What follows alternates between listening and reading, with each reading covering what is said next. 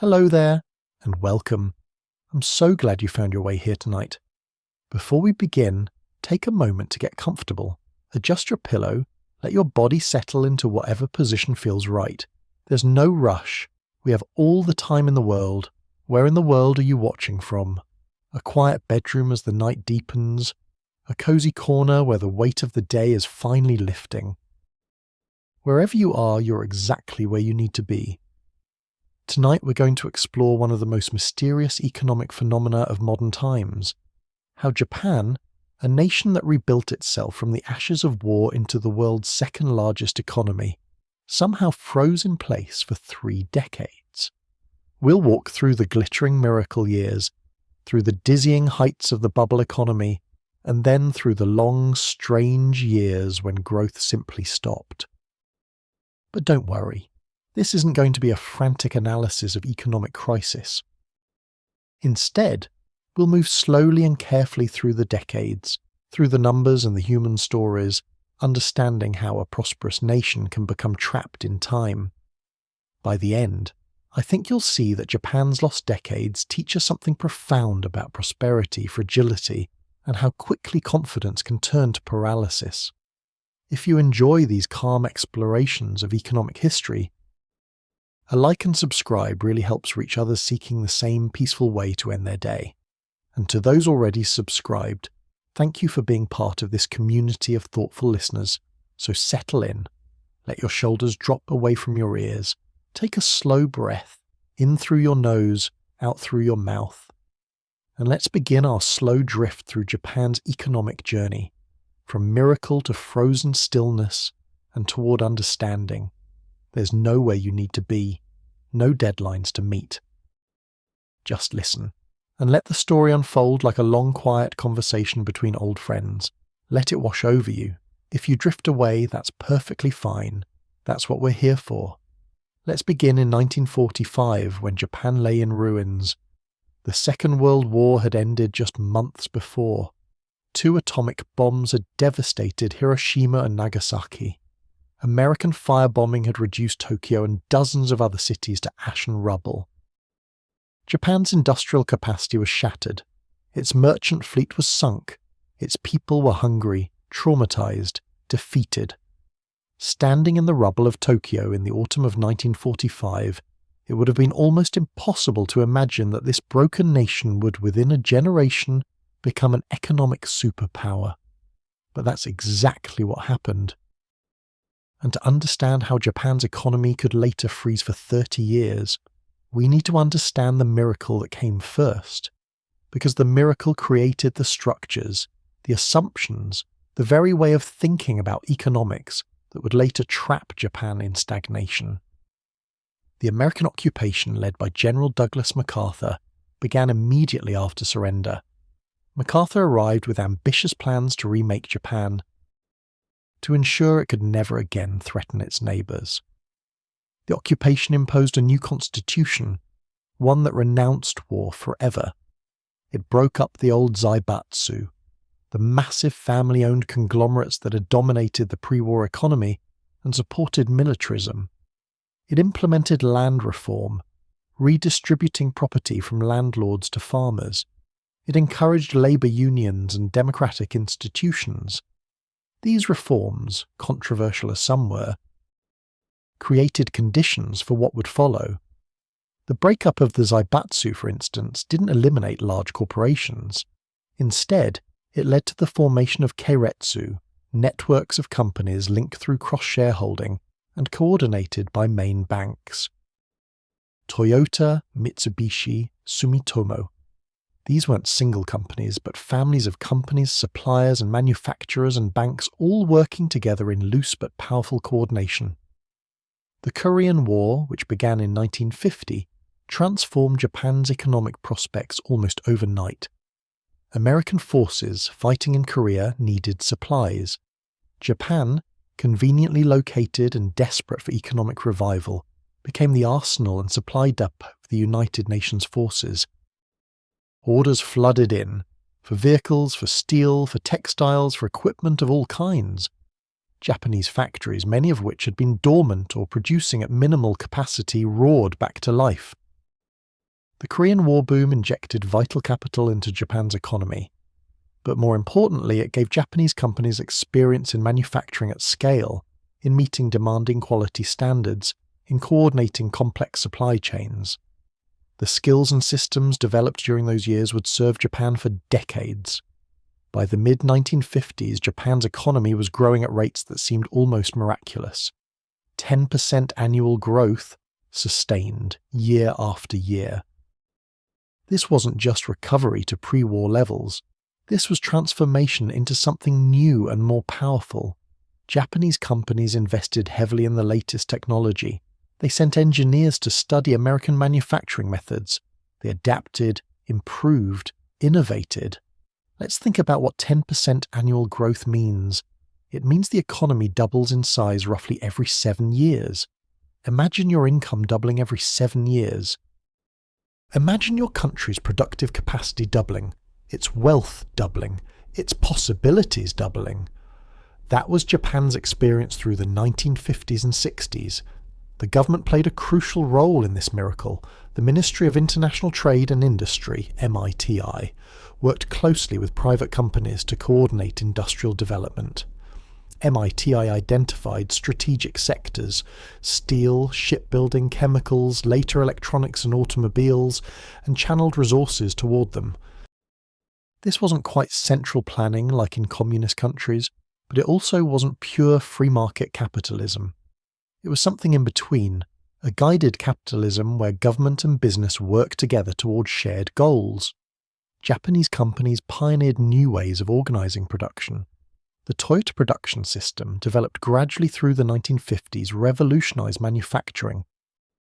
Instead of mass production with large inventories, Toyota developed just-in-time manufacturing, parts arriving exactly when needed, minimal waste, continuous improvement.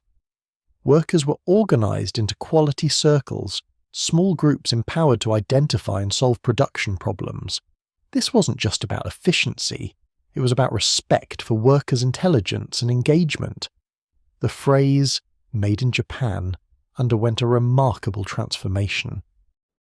In the 1950s, it meant cheap, shoddy goods, toys that broke, radios that didn't work properly, imitations of Western products. But Japanese companies obsessed over quality. They studied the American quality expert W. Edwards Deming, who had been largely ignored in his own country. They implemented his statistical quality control methods religiously. By the 1960s, quote 1 was beginning to mean something different: reliable, well-made, often superior to Western equivalents. Sony exemplified this transformation. Founded in 1946 in the ruins of Tokyo, Sony started by making rice cookers and heating pads.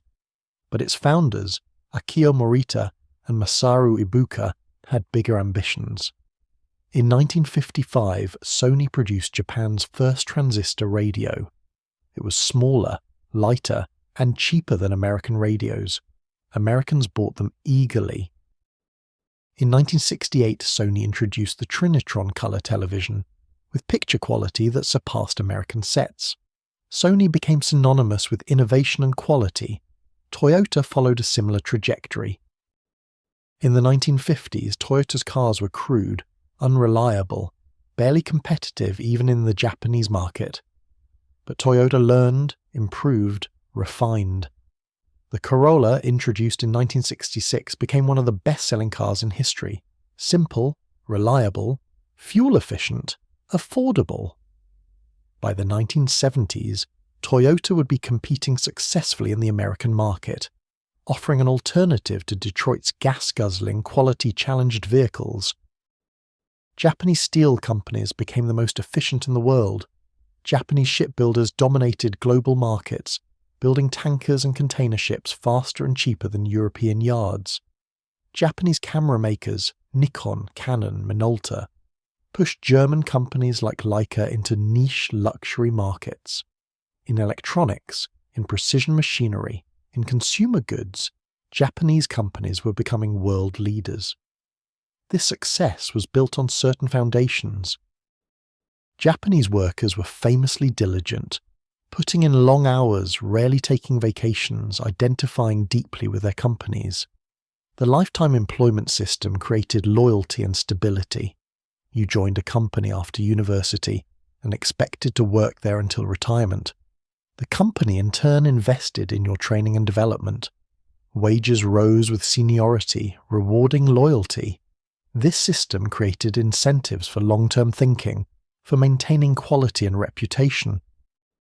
Japanese society emphasized group harmony over individual achievement. Decisions were made by consensus, with extensive discussion and negotiation until everyone agreed. This could be slow, but once a decision was made, implementation was swift and unified. There was less of the adversarial relationship between management and labor that characterized Western countries. Companies and unions worked together, both understanding that the company's success was everyone's success. Education was highly valued. Japanese students studied intensely, competing for spots in top universities, which led to positions in top companies or government ministries. Literacy was nearly universal. Technical education was rigorous. This created a workforce capable of learning new technologies and implementing complex production systems. The 1964 Tokyo Olympics served as a coming-out party for modern Japan. The bullet train, the Shinkansen, began service just before the Olympics, connecting Tokyo and Osaka at speeds up to 210 km per hour. It was the world's first high-speed rail line, a symbol of Japan's technological prowess and modernity. The Olympics showed the world a Japan that was no longer war-torn and defeated, but prosperous, peaceful, and technologically advanced. By 1968, Japan had become the world's second-largest economy, surpassing West Germany and trailing only the United States. This was an astonishing achievement. In 23 years, Japan had gone from rubble to economic superpower. The miracle seemed to validate a particular model: government-business cooperation, export-led growth, emphasis on manufacturing and quality, long-term employment relationships, social consensus. Living standards rose dramatically through these years. In 1955, few Japanese households had televisions or washing machines or refrigerators. These were luxuries. By 1970, most households had all three. Car ownership spread, diets improved, more protein, more variety, healthcare became accessible, life expectancy increased. The middle class expanded until it seemed to include almost everyone. There was, in these years, a sense of confidence bordering on inevitability. Japan's system worked. Its companies were conquering global markets. Its people were becoming prosperous. The trajectory seemed clear: continued growth, rising living standards, eventual equality with or even surpassing of Western nations. Japanese politicians spoke of Japan as number one. Books were written analysing the secrets of Japanese success, arguing that other nations should imitate Japan's model. But underneath this success, certain vulnerabilities were developing, though they wouldn't be recognised until much later. The lifetime employment system and seniority wages created rigidity. Companies couldn't easily adjust to changing conditions. The close relationship between government and business sometimes led to protection of failing industries, rather than allowing creative destruction. The emphasis on consensus meant difficult decisions could be delayed indefinitely. The keiretsu system, with its interlocking ownership and relationships, made corporate governance murky and protected management from accountability. The financial system too had particular characteristics. Banks were central to the keiretsu, providing patient capital for long-term investments. But this meant banks and corporations were deeply intertwined. Banks owned shares in corporations. Corporations deposited funds with banks. When things went well, this created stability and long-term thinking. But it also meant that if problems developed, banks and corporations would protect each other, even when painful restructuring might be economically necessary. Real estate began to take on special significance. In crowded Japan, particularly in major cities, land was scarce and valuable. People believed land prices could only rise. There was limited space and growing demand. This seemed like simple logic. Banks were happy to lend against real estate collateral, viewing it as completely safe. Corporations began holding real estate not just for operations but as investments. By the early 1980s, Japan was at a kind of peak. Its economy was the envy of the world. Its companies were global leaders. Its people enjoyed prosperity their parents could never have imagined. American executives studied Japanese management techniques. Policymakers worried about Japanese competition. There was talk of the coming Quote 3 of an economic order with Japan at its centre. But this peak, this moment of maximum confidence and success, was precisely when the seeds of the long stagnation were being planted.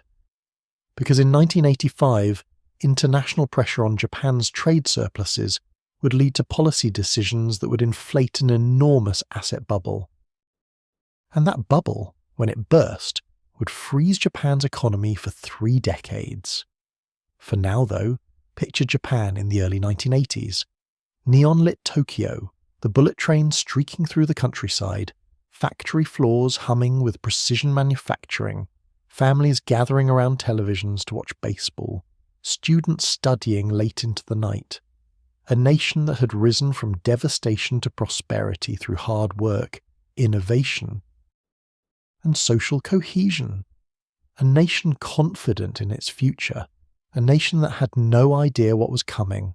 Let that image settle.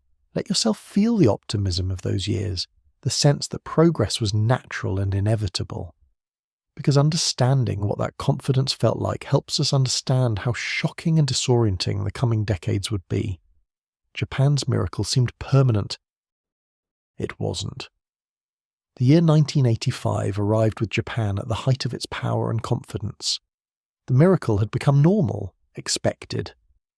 But that year, a meeting in a New York hotel would set in motion events that would transform Japan's economy in ways no one anticipated. On September 22, 1985, finance ministers and central bank governors from 5 nations, the United States, Japan, West Germany, France, and the United Kingdom, gathered at the Plaza Hotel in Manhattan. The meeting had a specific purpose. The American dollar had become very strong, making American exports expensive and imports cheap. The United States was running massive trade deficits, particularly with Japan. American manufacturers were struggling to compete with cheaper Japanese goods. Political pressure was building for protectionist measures, tariffs, quotas, restrictions on Japanese imports. The solution proposed at this meeting was currency intervention. The 5 nations agreed to coordinate efforts to drive down the value of the dollar and increase the value of other currencies, particularly the Japanese yen and the German Deutsche Mark. This became known as the Plaza Accord, named after the hotel where it was signed. For Japan, the Plaza Accord was presented as a way to ease international tensions, to reduce trade friction, to be a good global citizen.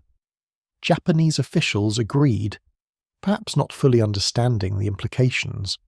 The yen, which had been trading at about 240 yen to $1, began to appreciate rapidly. By 1986, it had strengthened to around 160 yen per dollar.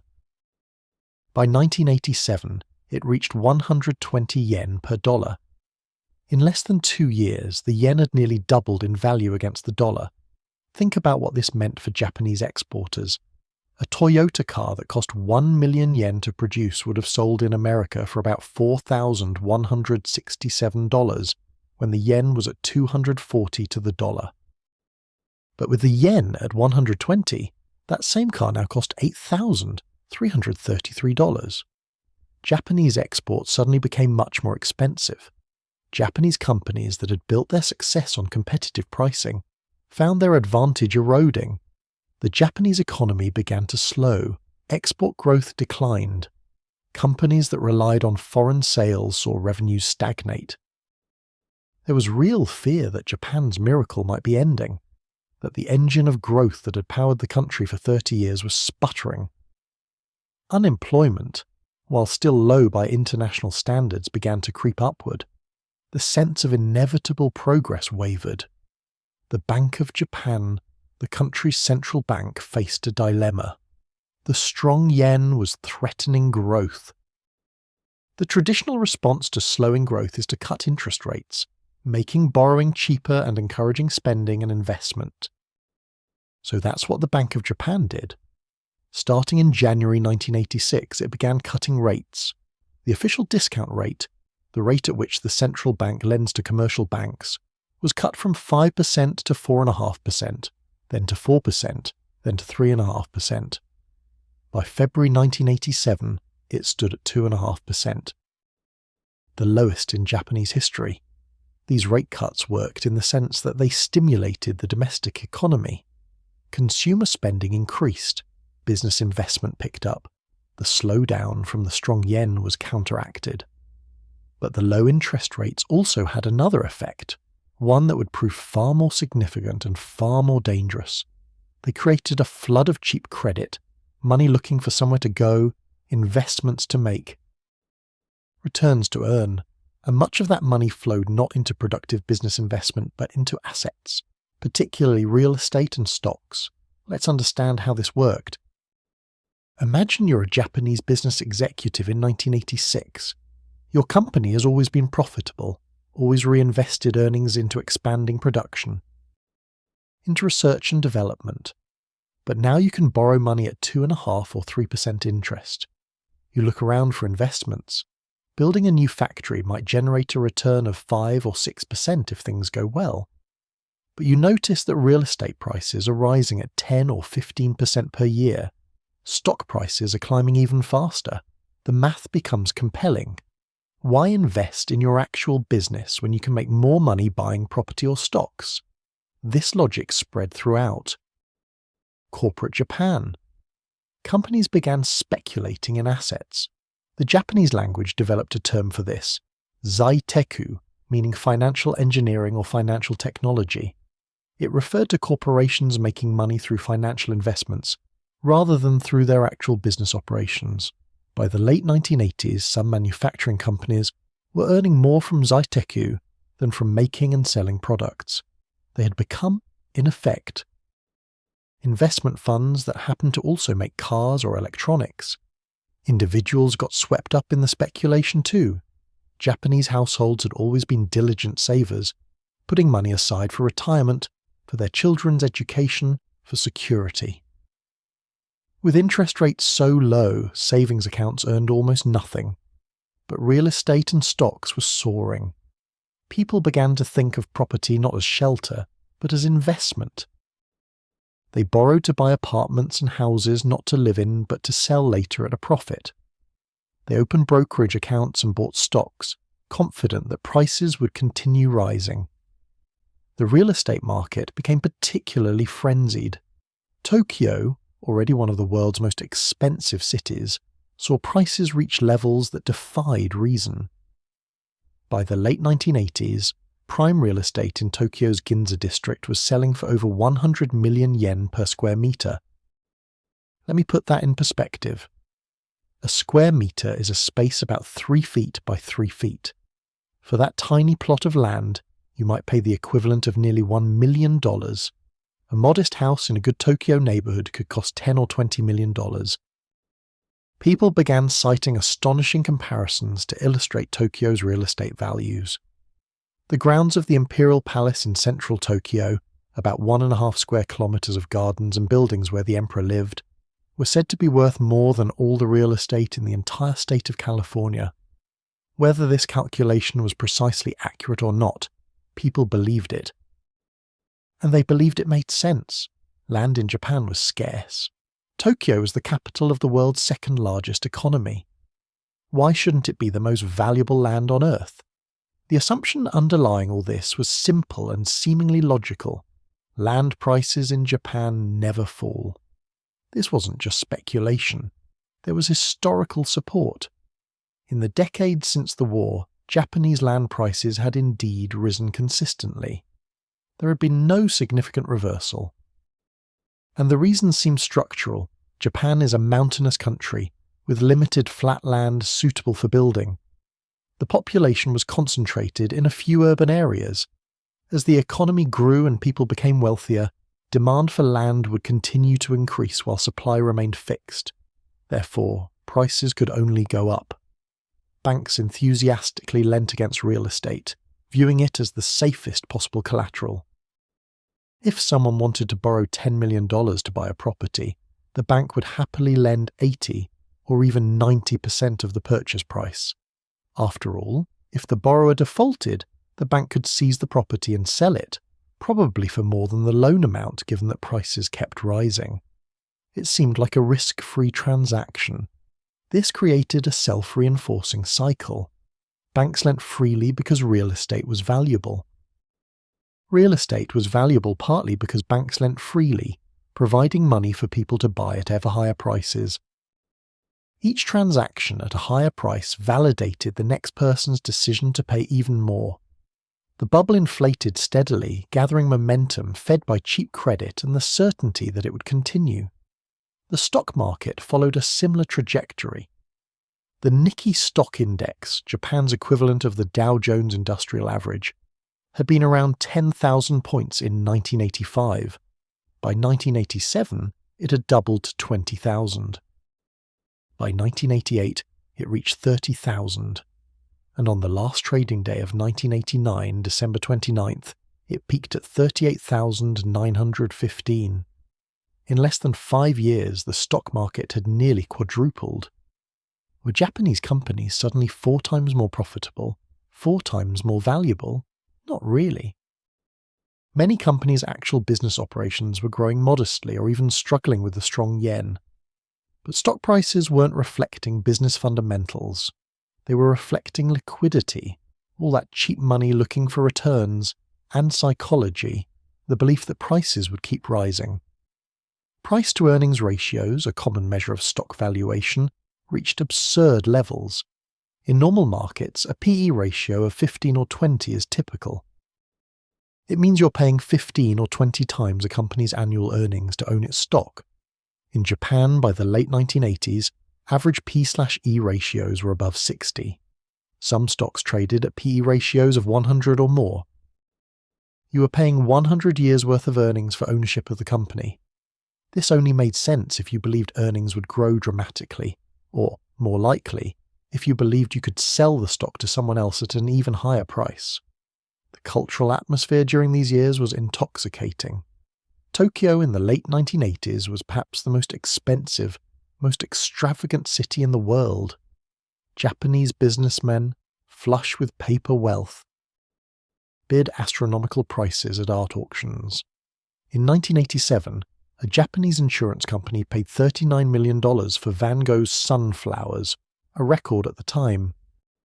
In 1990, another Japanese buyer paid $82.5 million for Van Gogh's _5_ Japanese companies bought trophy properties abroad, Rockefeller Center in New York, Pebble Beach Golf Course in California, Columbia Pictures movie studio. Golf club memberships in Japan became status symbols and investment vehicles. A membership at an exclusive club could cost several $1 million. People bought and traded these memberships like stocks, confident the value would increase. There were special brokers dealing only in golf club memberships. This seemed, at the time, perfectly rational. If you could afford a membership and if the price would double in a few years, why not buy it? The extravagance extended to everyday consumption. Luxury brands, Louis Vuitton, Hermès, Chanel, found their most enthusiastic customers in Japan. Japanese consumers, especially young women with disposable income, bought designer goods at rates that astonished the brands themselves. Tokyo's Ginza shopping district glittered with luxury boutiques. Expensive restaurants were fully booked. Nightclubs and hostess bars in districts like Roppongi and Akasaka did extraordinary business, with executives spending thousands of dollars in an evening on entertainment. For ordinary Japanese people, the bubble years brought a mix of excitement and anxiety. If you already owned property, you felt wealthy as its value soared. You could borrow against that increased value to invest in stocks or buy more property, You felt smart, successful, part of the winning system. But if you didn't own property yet, you felt increasingly shut out. Young people graduating from university and getting jobs found that buying even a small apartment was impossible. They would need to save for decades or borrow massive amounts to buy what their parents' generation had purchased easily. The government and the Bank of Japan watched these developments with growing concern. By 1988, 1989, it was becoming clear that asset prices were detached from reality, that a bubble was inflating. But what to do? Raising interest rates to cool speculation might work, but it would also slow the economy and potentially trigger the very crash everyone feared. There was hope that the bubble could deflate gradually, that prices could stabilize at high levels, and the economy could grow into the valuations. Let the bubble subside gently, rather than popping it violently. But there were also those who argued that the new prices reflected new realities. Japan was wealthy now, a global economic superpower. Its companies were world leaders. Its people had high incomes and substantial savings. Maybe Tokyo really should have the world's highest real estate prices. Maybe Japanese stocks really were worth premium valuations, because Japanese companies were so well managed and competitive. This wasn't a bubble, this argument went, but a rational repricing reflecting Japan's ascendance. Looking back, it's easy to see the madness, to wonder how intelligent people convinced themselves that real estate could rise forever, that stocks could trade at 100 times earnings, that golf club memberships were legitimate investments. But living through it, immersed in it, the perspective was different. Everyone around you was making money. Prices kept rising month after month, year after year. The people who had been cautious, who had waited for prices to fall, looked foolish as prices went higher still. The incentive was to participate, to join the party, not to be left behind. Banks, corporations, individuals, all were caught in the same collective delusion. It wasn't quite fraud, though there was fraud at the margins. It was more like mass psychology, a shared belief system that sustained itself through momentum. Each rising price justified the last one and encouraged the next. The system fed on itself, growing larger, more extreme, more detached from the underlying economic reality that property is shelter and stocks are ownership claims on business earnings. By December 1989, Japan stood at a precipice. Though very few people recognized it, the Nikkei at its peak of 38,915, real estate in Tokyo at prices that seemed to defy gravity, corporate balance sheets inflated with paper wealth, banks deeply exposed to property markets through trillions of yen in loans, an entire economy structured around the assumption that asset prices only go up. The miracle economy had transformed into something different, something fragile beneath its glittering surface. The productive capacity, the factories, the skilled workers, the innovative companies still existed. But layered on top was this enormous structure of debt and speculation, of borrowed money invested in assets, whose value existed only because everyone believed it existed. On December 29th, 1989, the last trading day of the year, the Nikkei closed at that record high. People toasted the new decade approaching, looked forward to the 1990s, confident that Japan's rise would continue. They had no idea they were standing at the peak. They had no idea that everything was about to change. They had no idea they were about to enter 3 decades, where the fundamental question would be not how to maintain growth, but how to restart it. Not how to manage success, but how to escape from paralysis. Picture that moment. New Year's Eve 1989 turning to 1990. Tokyo blazing with lights, people celebrating, prosperity seeming as solid and permanent as Mount Fuji.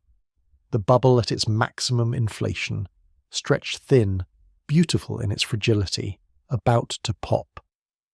Let that image rest in your mind. The peak. The moment before the fall.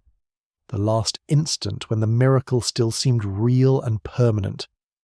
Because everything that follows, the crash, the banking crisis, the deflation, the lost decades, all of it stems from this moment of maximum confidence and maximum delusion. Japan reached for the sky and found only air. The economy that couldn't stop growing was about to freeze in place for a generation. The new year arrived with champagne and celebration. January 1st, 1990. A new decade opening before Japan, full of promise and possibility. The Nikkei had closed the previous year at its all-time high. Real estate prices remained stratospheric. The party seemed destined to continue, but something had already shifted, though it would take weeks for people to notice. The Bank of Japan had been uncomfortable with the bubble for some time. Throughout 1989, officials had watched with growing alarm as speculation intensified. They understood that prices had detached from fundamentals, that the cheap credit they had provided to counter the strong yen had created something dangerous and unstable. In late December 1989, just as the year ended, the Bank of Japan made a decision. It would begin raising interest rates to cool the speculation. On December 25th, 1989, Christmas Day, though Japan doesn't celebrate Christmas as a holiday, the Bank of Japan raised its official discount rate from 3.25% to 4.25%. It was a full percentage point increase, substantial and deliberate. The signal was clear. The era of cheap money was ending.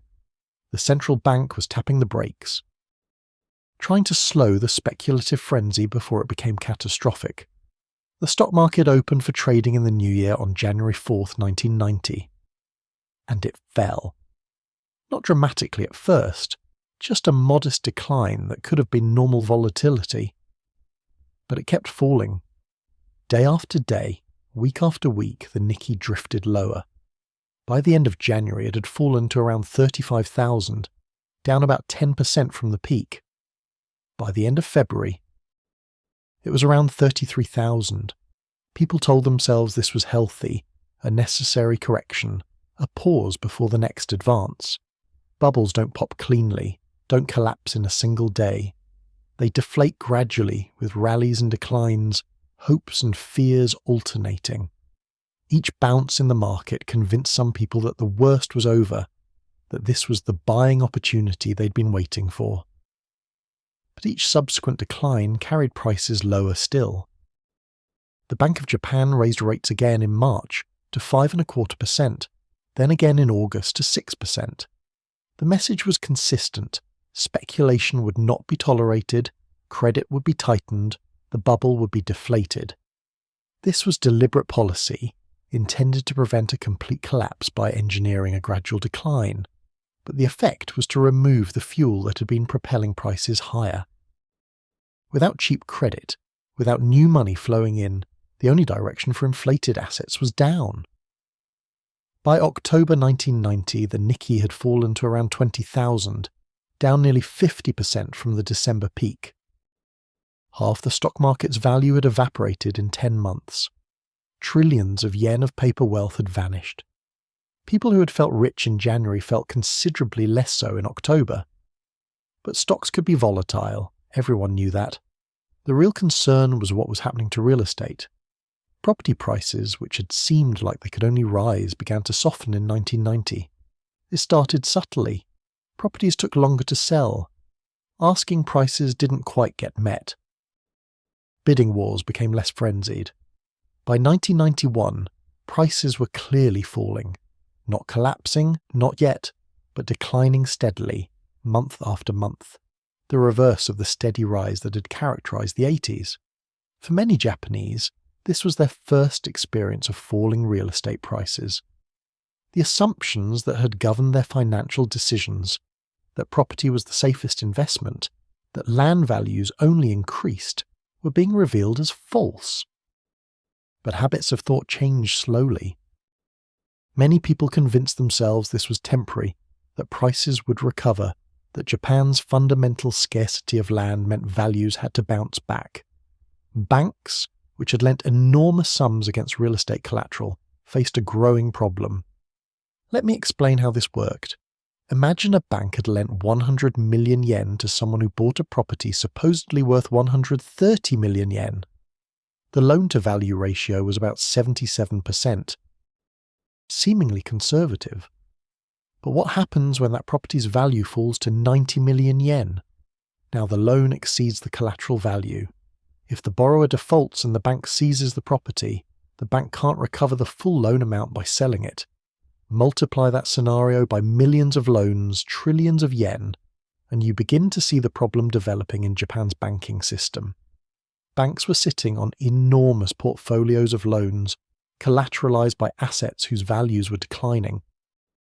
As long as borrowers kept making payments, the banks could pretend everything was fine. But if borrowers started defaulting, if the banks had to actually seize and sell properties, the losses would become real and enormous. Many borrowers were corporations that had used property as collateral for loans they had then used to speculate further. Construction companies were particularly exposed. They had borrowed to buy land for development, expecting to build and sell at profits. But now they couldn't sell the properties for what they had paid. They couldn't service the debt. Some began to fail. The stock market decline also created corporate problems. Japanese companies held large portfolios of stocks in related companies, the Keiretsu cross-shareholding system we discussed earlier. As the market fell, these holdings lost value. Companies had to mark down the value of their assets on their balance sheets. Paper gains that had inflated balance sheets during the boom became paper losses that eroded them during the bust. For companies that had engaged in zaitai, financial speculation, the situation was particularly painful. A manufacturer that had borrowed money to invest in stocks and real estate now found those investments worth less than the borrowed amount. The speculation that had seemed so clever, so profitable during the bubble years, was revealed as catastrophically foolish. But executives couldn't admit this, couldn't accept that they had gambled with their company's futures and lost. So they hid the losses, used accounting tricks, borrowed more money to cover previous losses, hoping prices would recover before the truth became undeniable. By 1991 and 1992, Japan was clearly in recession. Economic growth slowed to nearly zero, occasionally dipping into negative territory. This was shocking for a nation accustomed to growth rates of 5 or 6 or even 10% annually. The psychological impact was profound. The miracle had ended. The trajectory that had seemed so reliable, so inevitable, had broken.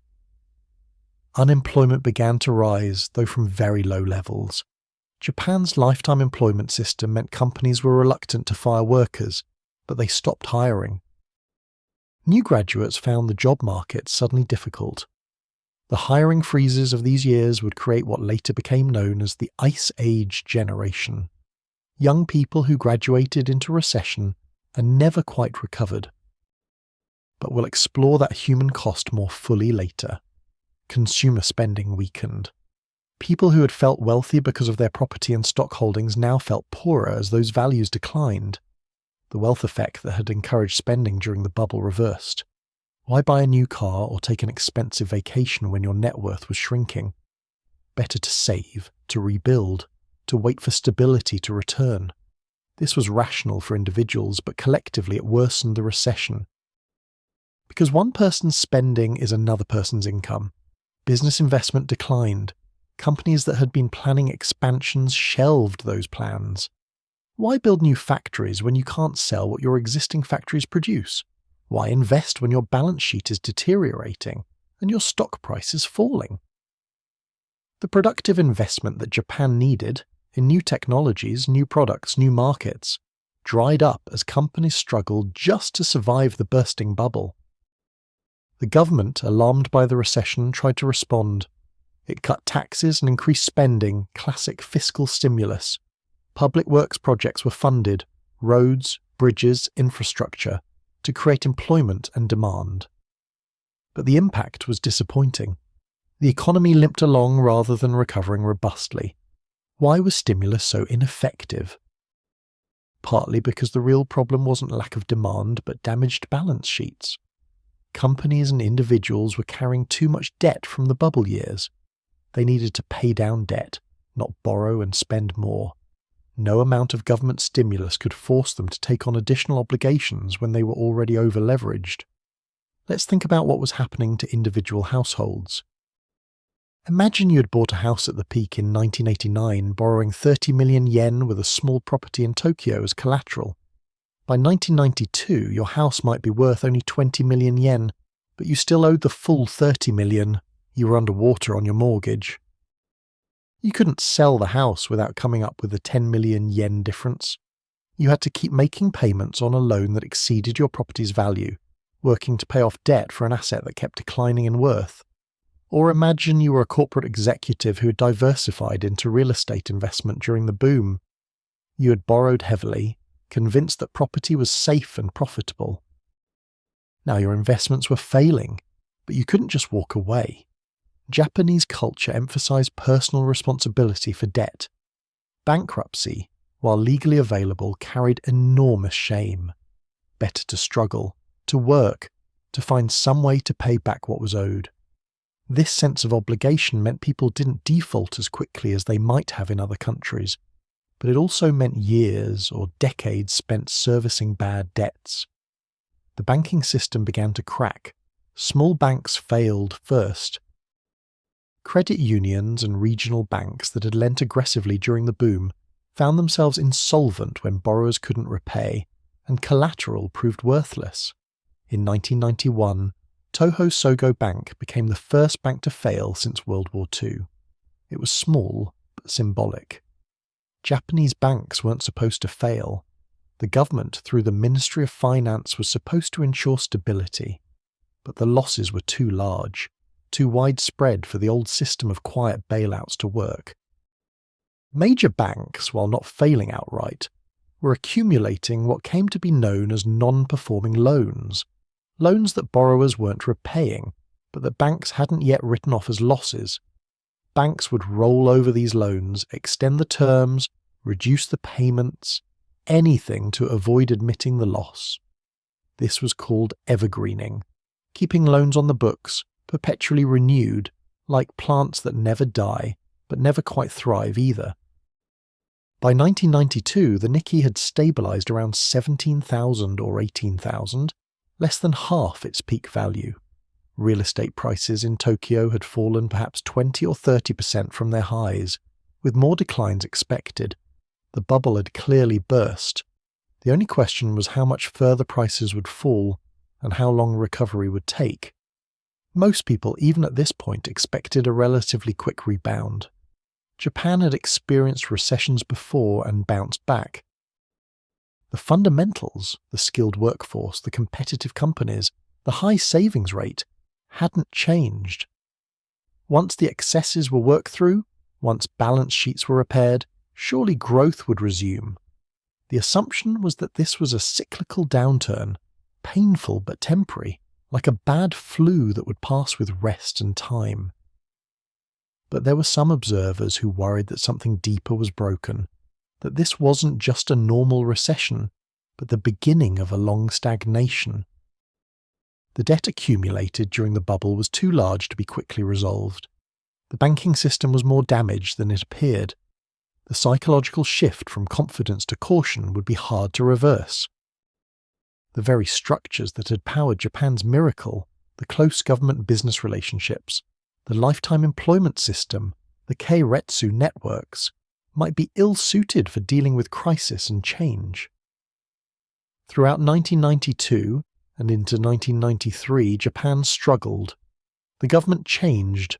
Prime ministers came and went as no one seemed able to restore growth. The Bank of Japan cut interest rates, bringing them back down towards zero. Stimulus packages were announced and implemented, but the economy remained sluggish. The Nikkei drifted lower, reaching a low of around 14,000 in 1992. Banks continued to hide the true extent of their bad loans. Corporations struggled with debt and declining revenues. Real estate prices continued to fall, not catastrophically but steadily, month after month, bleeding away the wealth that had seemed so solid just a few years earlier. The country that had felt invincible in 1989 felt confused and uncertain by 1993. Young people who had graduated from university in the late 1980s had found abundant job offers, multiple companies competing for their talents. Those graduating in the early 1990s faced hiring freezes, scarce opportunities, a sudden reversal of fortune through no fault of their own. Middle-aged workers who had believed their lifetime employment was secure began to worry as companies struggled. Retirees who had expected comfortable lives on their savings found the returns on those savings collapsing as interest rates fell towards zero. The social contract that had underpinned Japan's success was fraying. Work hard, be loyal to your company, save diligently, and you'll be rewarded with security and prosperity. This had been the promise, but now even those who had done everything right were suffering. The promise seemed broken, and no one knew how to fix it. By 1993, the initial phase of the crash was over. Asset prices had fallen dramatically. The bubble had burst. The losses, while still partially hidden, were enormous. The Nikkei had lost about 60% of its value. Real estate in Tokyo was down 30 or 40% and still falling.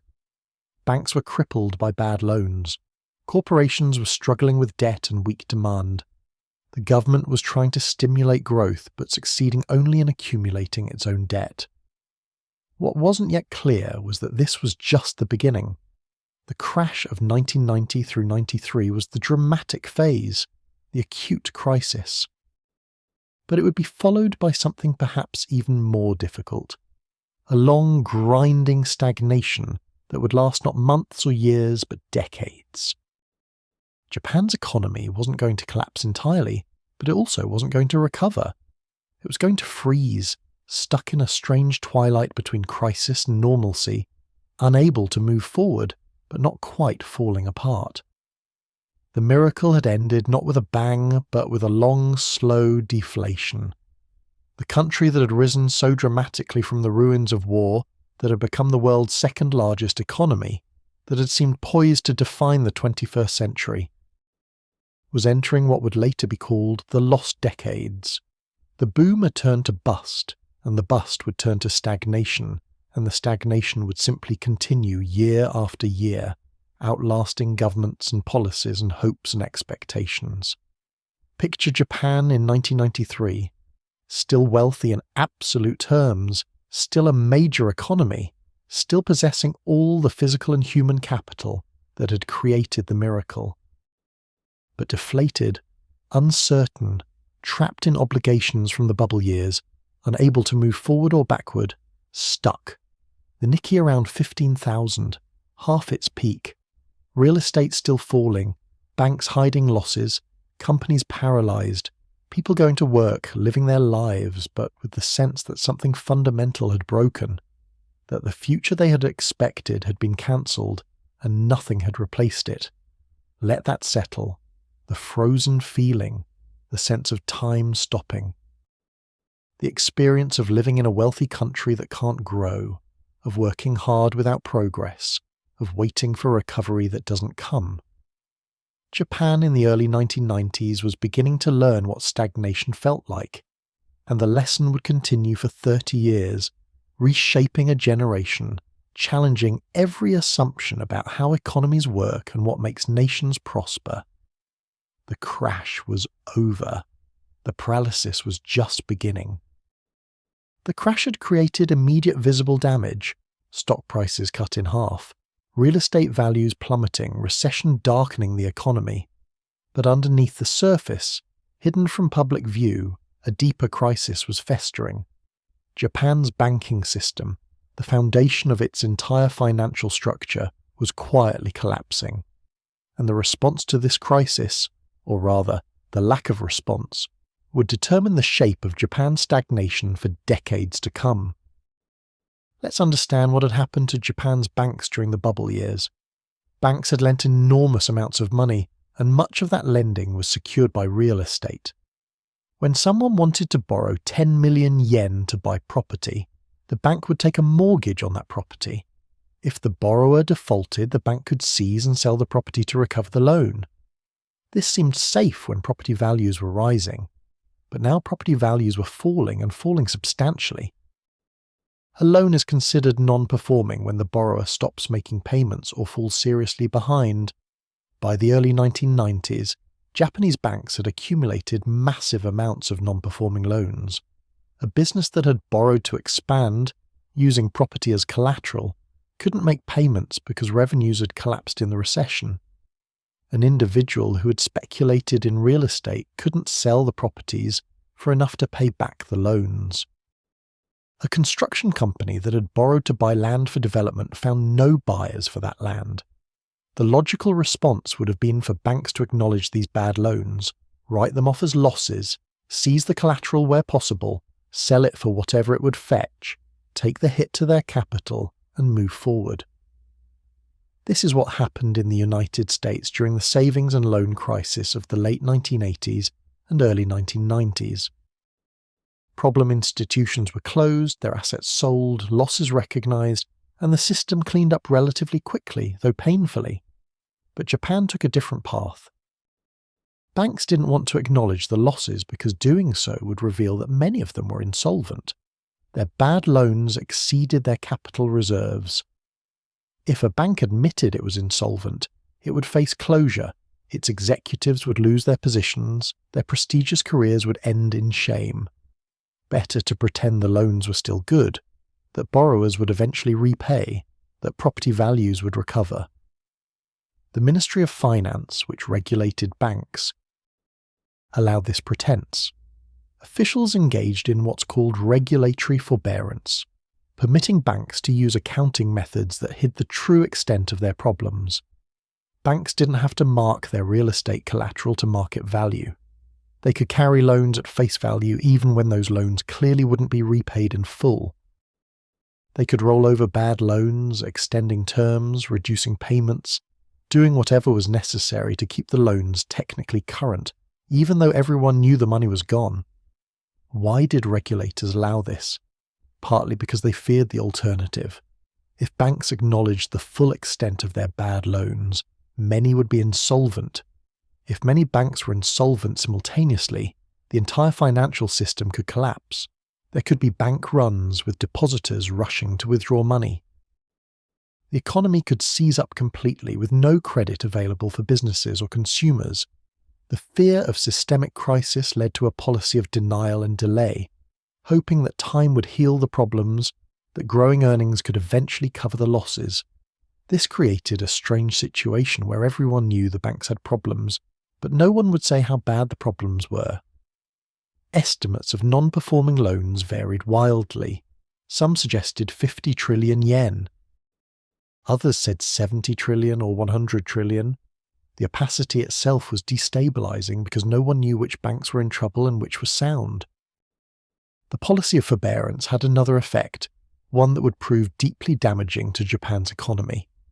Banks kept lending to insolvent companies to prevent those companies from defaulting, which would force the banks to recognize losses. These became known as zombie companies, businesses that were effectively dead but kept alive by continued bank lending. Let me explain how this worked. Imagine a real estate development company that had borrowed 5 billion yen during the bubble to buy land. The land's value had fallen to 2 billion yen, and the company had no revenue because no one was buying property. Logically, this company should declare bankruptcy, stop operations, sell its assets, and distribute whatever remained to creditors. The bank would take a 3 billion yen loss, but at least the resources, the land, the company's assets, would be freed up for other uses. Instead, the bank would restructure the loan. We'll reduce your interest payments. We'll extend the term from 10 years to 20 years. We'll lend you more money to make payments on the old loan. Just don't default, because if you default, we have to recognize the loss. So the company continues existing, not growing, not really operating, just surviving on continued bank support. It's a zombie, neither alive nor fully dead. Why is this a problem for the economy? Because resources are tied up in unproductive uses. That land the zombie company holds could be sold to a viable business that would develop it productively. The workers the zombie company employs could work for growing companies. The credit the bank extends to keep the zombie alive could go to healthy businesses that need financing for expansion. But none of that happens. The economy freezes in place, resources locked in patterns established during the bubble, unable to reorganize for new conditions. Joseph Schumpeter, the Austrian economist, famously wrote about creative destruction, the process by which old, inefficient businesses fail and their resources are reallocated to new innovative ventures. This process is painful but necessary for economic dynamism. Japan's zombie lending system prevented creative destruction. Nothing was being destroyed, but nothing new was being created either. The economy was preserved in amber, unchanging. By the mid-1990s, it was becoming clear that Japan's banking problems were worse than officials had admitted. In November 1997, a series of failures shocked the nation. Hokkaido Takushoku Bank, one of Japan's 20 largest banks, collapsed. It was the first major bank failure since the war. Days later, Yamachi Securities, one of the big four securities firms, announced it was closing. The president, Shohei Nozawa, appeared on television in tears, apologizing to employees and the nation, taking personal responsibility for the failure. These failures revealed just how fragile the system had become. If major institutions could collapse, was anyone safe? Depositors began to worry about the safety of their savings. The government rushed to provide guarantees promising that no depositor would lose money. But confidence had been shaken. The Asian financial crisis, which swept through Thailand, Indonesia, South Korea, and other countries in 1997 and 98, added to Japan's troubles. Capital fled emerging markets, and some of it came to Japan, but the regional crisis hurt Japanese banks and companies that had investments throughout Asia. Japanese banks, already weakened by domestic non-performing loans, suffered additional losses on their Asian exposure. Through the late 1990s, the government tried various approaches to the banking crisis. Capital injections, putting public money into banks to strengthen their balance sheets. Asset purchases, having government entities buy bad loans from banks. Forced mergers, combining weak banks with stronger ones. But these measures were always too small, too slow, too reluctant. The fundamental problem, that banks and borrowers both had too much bad debt, wasn't being addressed decisively. Politicians and bureaucrats couldn't agree on the right approach. Some argued for aggressive cleanup, forcing banks to recognize all losses immediately and allowing failures where necessary. This would be painful in the short term, but would clear the way for recovery. Others argued for patience, for supporting banks and companies through the difficulty, avoiding the social cost of mass bankruptcies and unemployment. This debate, never truly resolved, meant policy oscillated ineffectively between the two approaches. The banking crisis created a credit crunch. Even healthy businesses found it difficult to borrow. Banks, struggling with bad loans and weak capital positions, couldn't or wouldn't lend to new ventures. A promising startup, a growing small business, an entrepreneur with a good idea, none could get financing. The banks were focused on survival, on managing their existing bad loans, not on supporting new economic activity. This starved the economy of the credit it needed for investment and growth. Large corporations in the Keiretsu system could still access credit through their banking relationships, but they weren't investing either. They were focused on repairing their own balance sheets, paying down debt accumulated during the bubble. The combination of banks unwilling to lend and corporations unwilling to borrow created a kind of stalemate where money existed but didn't circulate, where liquidity was abundant but inactive. The human cost was measured not just in unemployment, though that rose, but in anxiety and uncertainty. Workers at zombie companies went to work every day knowing their company was essentially dead, that it survived only through bank support that could be withdrawn at any time. The prestigious career path of working for a major bank became tarnished as banks struggled and failed. Young people graduating from university found far fewer opportunities in finance, which had been one of the most desirable sectors during the bubble years. The lifetime employment system, which had provided such stability during the growth years, became a burden. Companies couldn't easily fire workers, even when they needed to shrink their workforce to survive. So they used other methods. Early retirement programs encouraged older workers to leave. Hiring freezes meant young people couldn't enter. Wages were cut or frozen. Bonuses disappeared. The implicit contract, work hard, be loyal, and we'll take care of you, was breaking down, but slowly, reluctantly, with everyone trying to maintain the appearance of normalcy. Some companies split their workforce into regular employees, who retained traditional protections and benefits, and irregular workers, part-time, temporary contract, who had no job security, lower wages, no benefits. This two-tier system allowed companies to adjust their labour costs while technically maintaining lifetime employment for core workers, but it created deep inequality and resentment, particularly among young people who couldn't access regular employment no matter how hard they tried. The government's own finances deteriorated as it tried to stimulate the economy and support the banking system. Stimulus packages in the 1990s totaled hundreds of trillions of yen. Public works projects, roads, bridges, dams, buildings, were funded to create employment and demand. Some of these were useful infrastructure, others were famously wasteful. Bridges to lightly populated islands, roads through empty countryside, airports with few flights. Critics called them, quote, ate, quote, public spending for its own sake rather than for genuine economic value. Japan's government debt, which had been a modest 60% of GDP in 1990, began to climb 70%, 80%, 90%. By the early 2000s, it would exceed 100% and it would keep rising. The stimulus wasn't working, the economy remained sluggish, but politically the government felt it had to keep trying, keep spending, keep supporting the banking system and zombie companies.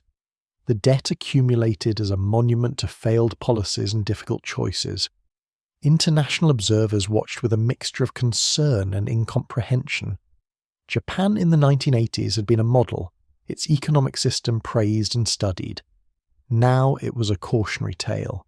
How could a wealthy, sophisticated economy mismanage a banking crisis so badly?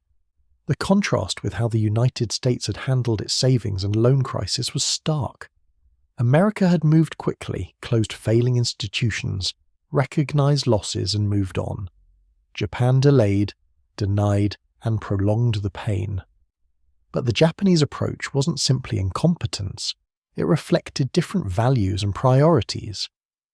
In American capitalism, failure is accepted as part of the system.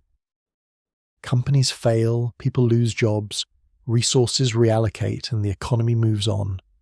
In Japanese capitalism, social cohesion and employment stability were valued alongside efficiency. Closing banks and companies meant unemployment, meant breaking the social contract of lifetime employment.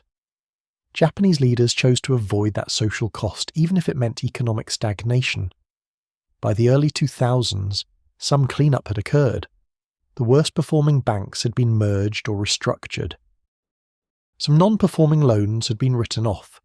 The crisis phase of the banking system had passed. But the damage was done. A decade had been lost. Capital that should have been invested in new technologies, new industries, new growth had been consumed managing the debris of the bubble. Young people who should have been building careers had spent their 20s in irregular employment or unemployment. The dynamism that had characterized Japan's rise had been replaced by caution and paralysis.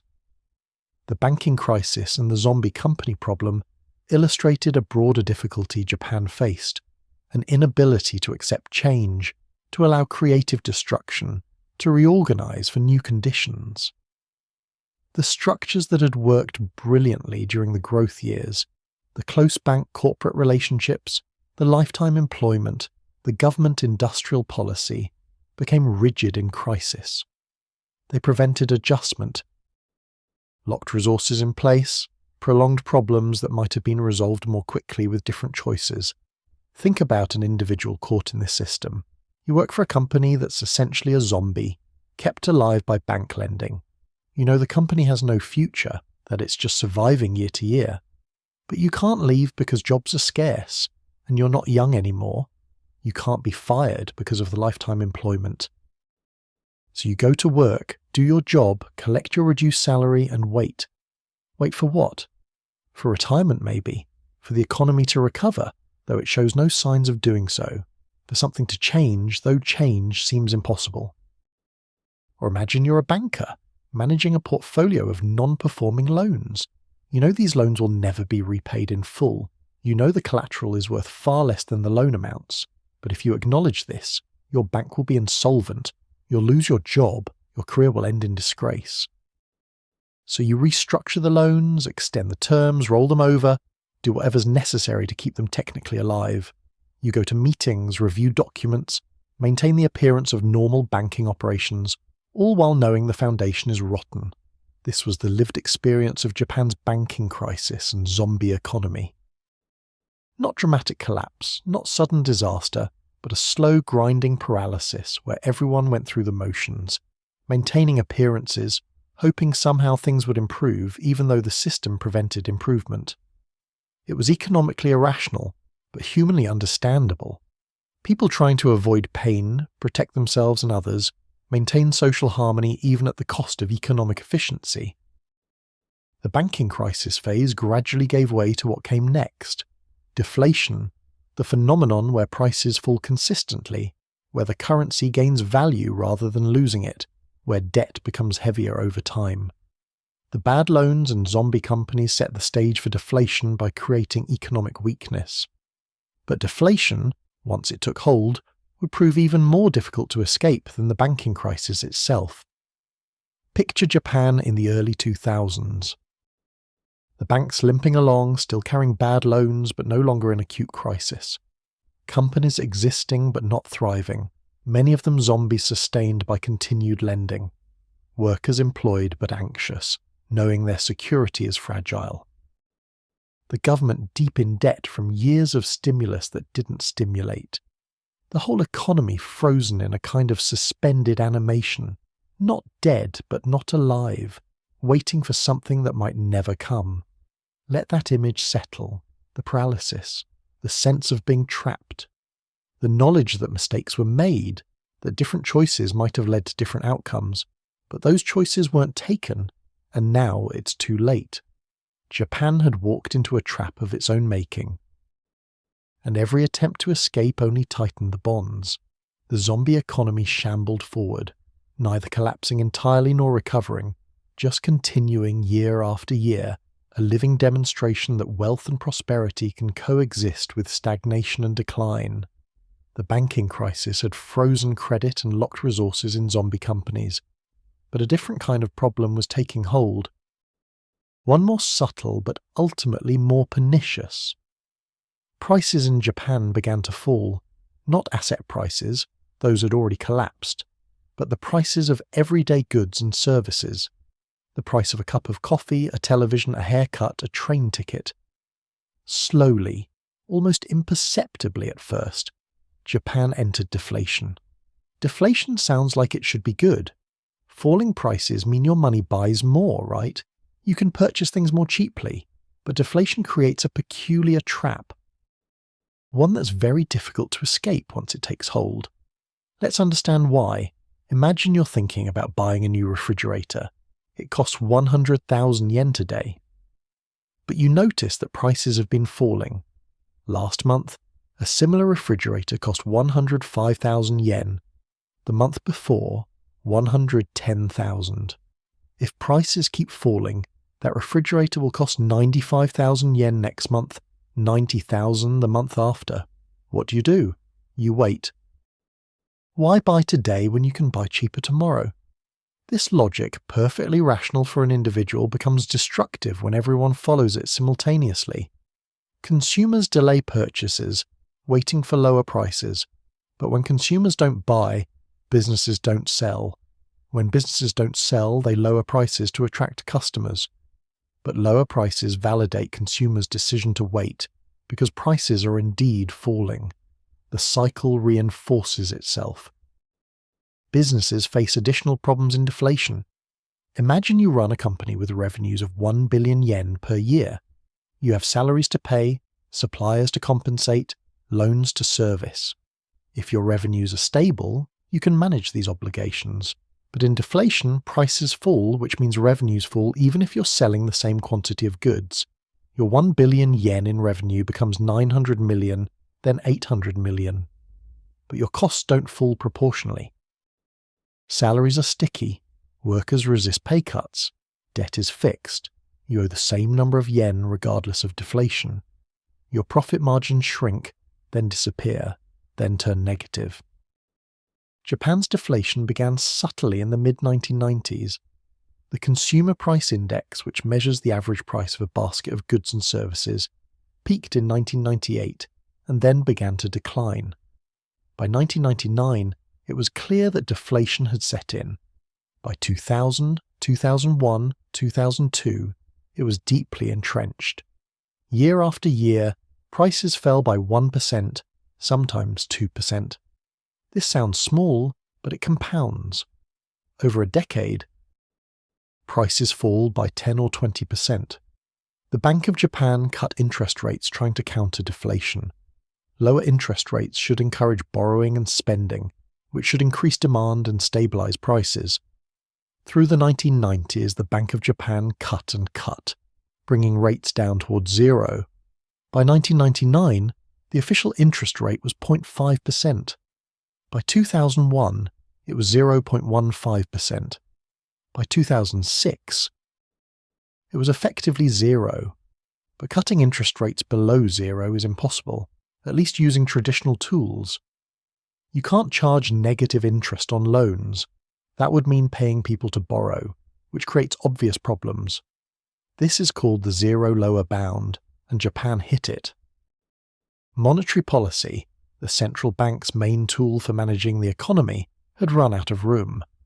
Rates were at zero, but deflation continued. What more could be done? The Bank of Japan tried unconventional approaches. In 2001, it began quantitative easing, buying government bonds and other assets to inject money directly into the financial system. The idea was that if the central bank created more money, that money would circulate, people would spend it, demand would increase, and prices would stop falling. The Bank of Japan's balance sheet expanded enormously as it bought trillions of yen worth of bonds, but the money didn't circulate as expected. Banks, flush with cash from the central bank's bond purchases, didn't lend it out. They were still dealing with bad loans, still cautious, still focused on repairing their balance sheets, and even if banks had wanted to lend, borrowers didn't want to borrow. Companies were trying to reduce debt, not take on more. Households were saving, not spending. The central bank was pushing money into the system, but the money just sat there, inactive, accumulating as bank reserves but not flowing into the economy. This phenomenon, where monetary policy becomes ineffective because people hoard money rather than spend it, is called a liquidity trap. It's a situation economists had long theorized about but rarely observed in practice.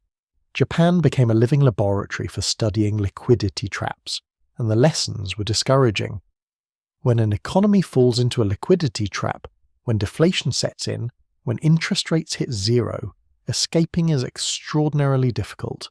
Let's think about debt in a deflationary environment. If you borrow 1 million yen today and prices fall by 2% per year, that million yen becomes more valuable over time. In 5 years, it has the purchasing power of about 110,000 yen more. You owe the same nominal amount, but in real terms, in terms of what that money can buy, your debt has increased.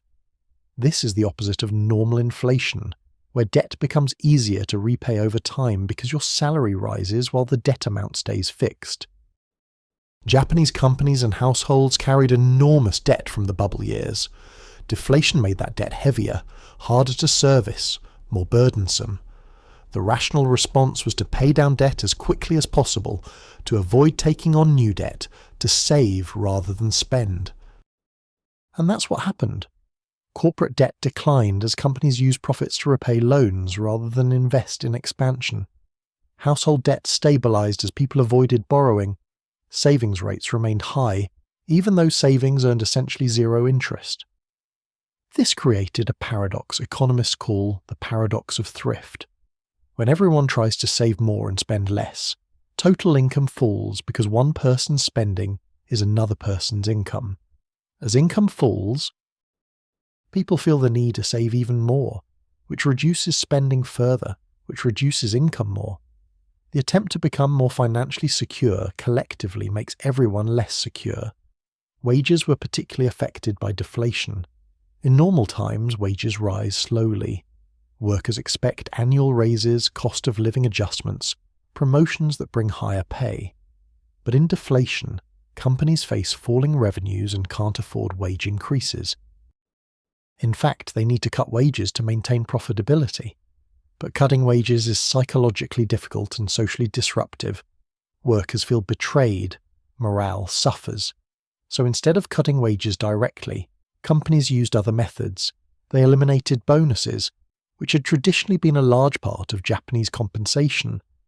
Instead of receiving 4 months of bonus pay per year, workers might receive 2 months, then 1 month, then nothing. This was technically not a wage cut, but it had the same effect. They froze base salaries, so workers received the same nominal pay year after year even as they gained experience and seniority. They shifted to performance-based pay, where only the highest performers received raises. They hired more irregular workers, part-time, temporary contract, who earned far less than regular employees. The effect was that real wages adjusted for inflation, or in this case deflation, stagnated or fell for most Japanese workers. You might earn the same number of yen per month in 2005 as in 2000, but prices had fallen, so in theory your purchasing power had increased slightly. But in practice you felt poorer, less secure, more anxious. Your salary wasn't growing, your job wasn't secure, your company was struggling, and the future looked uncertain. Young people entering the workforce faced particularly difficult conditions.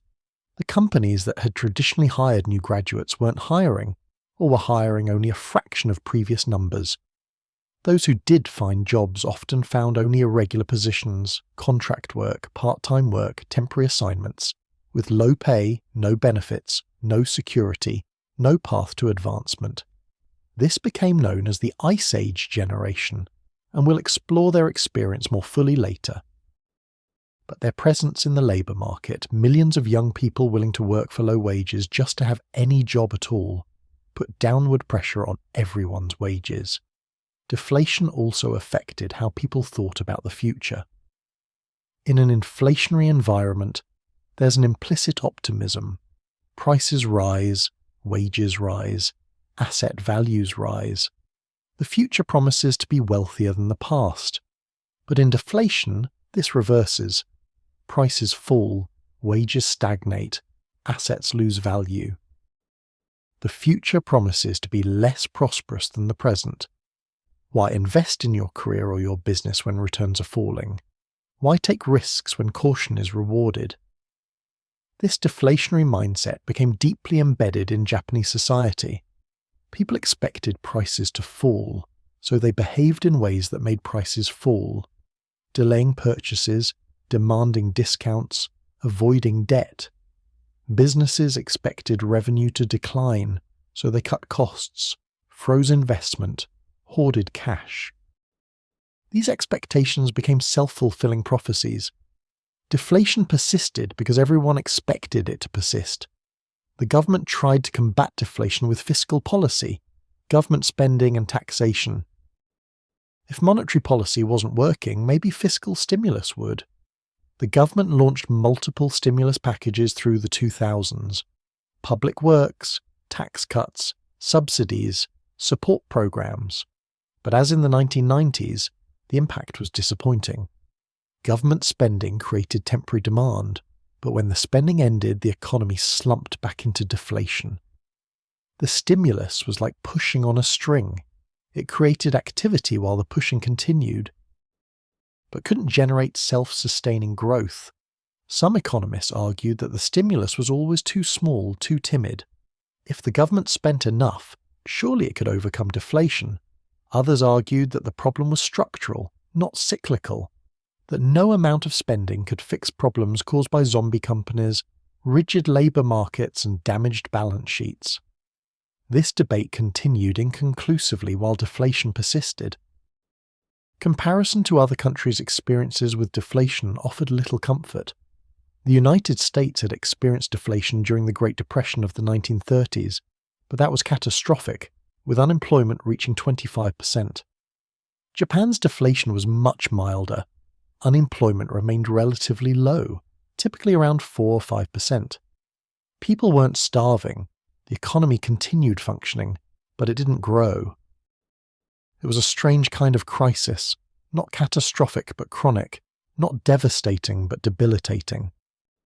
Consider the experience of running a small business during Japan's deflation. You own a restaurant, say. Your costs are relatively fixed. Rent, ingredients, labour. But customers expect prices to fall. The lunch special that cost 1,000 yen in 1998 cost 900 yen by 2005. 850 by 2010. Your revenue per customer is falling. You need to cut costs to survive. You negotiate with suppliers for lower prices. They reluctantly agree because they're facing the same pressures. You reduce portion sizes slightly. You stretch out equipment repairs and renovations. You don't raise your employees' wages, and you feel guilty about it because they're loyal and hard-working, but you simply can't afford raises. You survive year to year, making enough to pay the bills, but not enough to expand, to modernize, to invest in the business's future. You work long hours, you worry constantly. You used to enjoy running your restaurant, took pride in serving good food and creating a welcoming atmosphere. But now it's just survival, just grinding through each day, trying to make the numbers work. And you look at your children and wonder whether they should take over the business when you retire, or whether you should encourage them to do something else, anything else, because this is no life. Or imagine you're an engineer at an electronics company. Japan was once the world leader in consumer electronics. Sony, Panasonic, Sharp. These were global brands.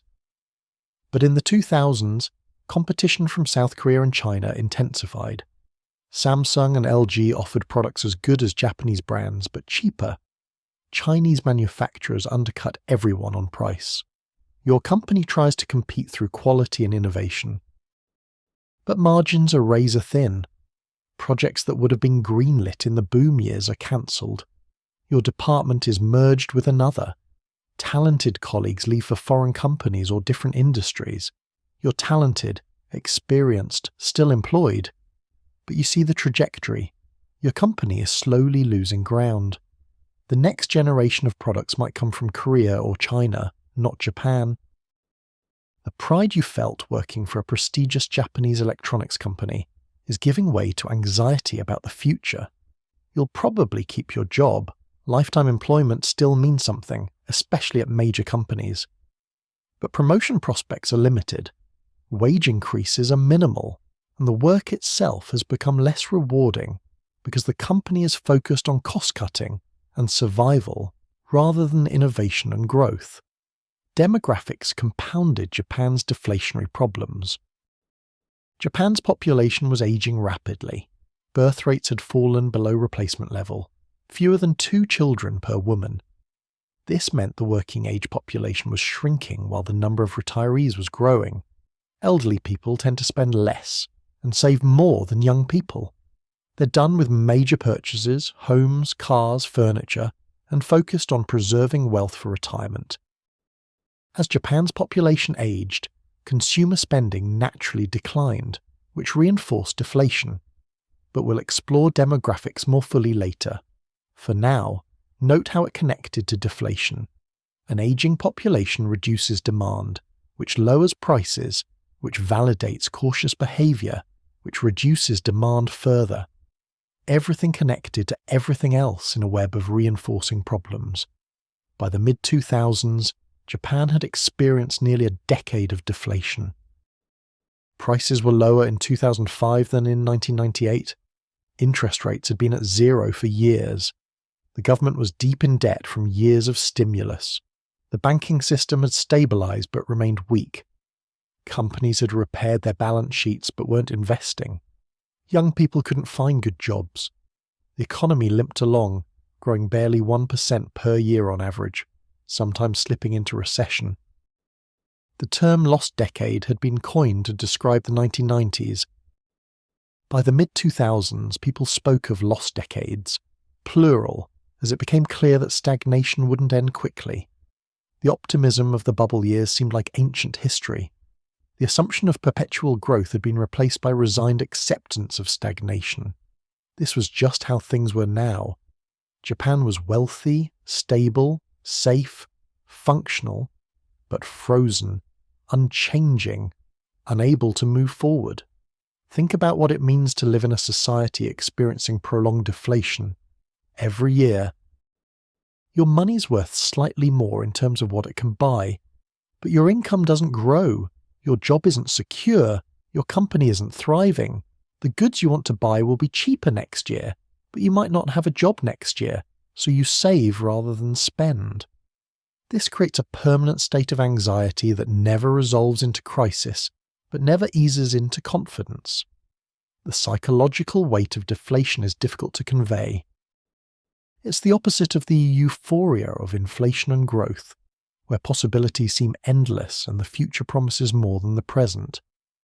Deflation creates a contracting psychology, where the future promises less, where caution is rewarded and risk is punished, where preservation matters more than creation.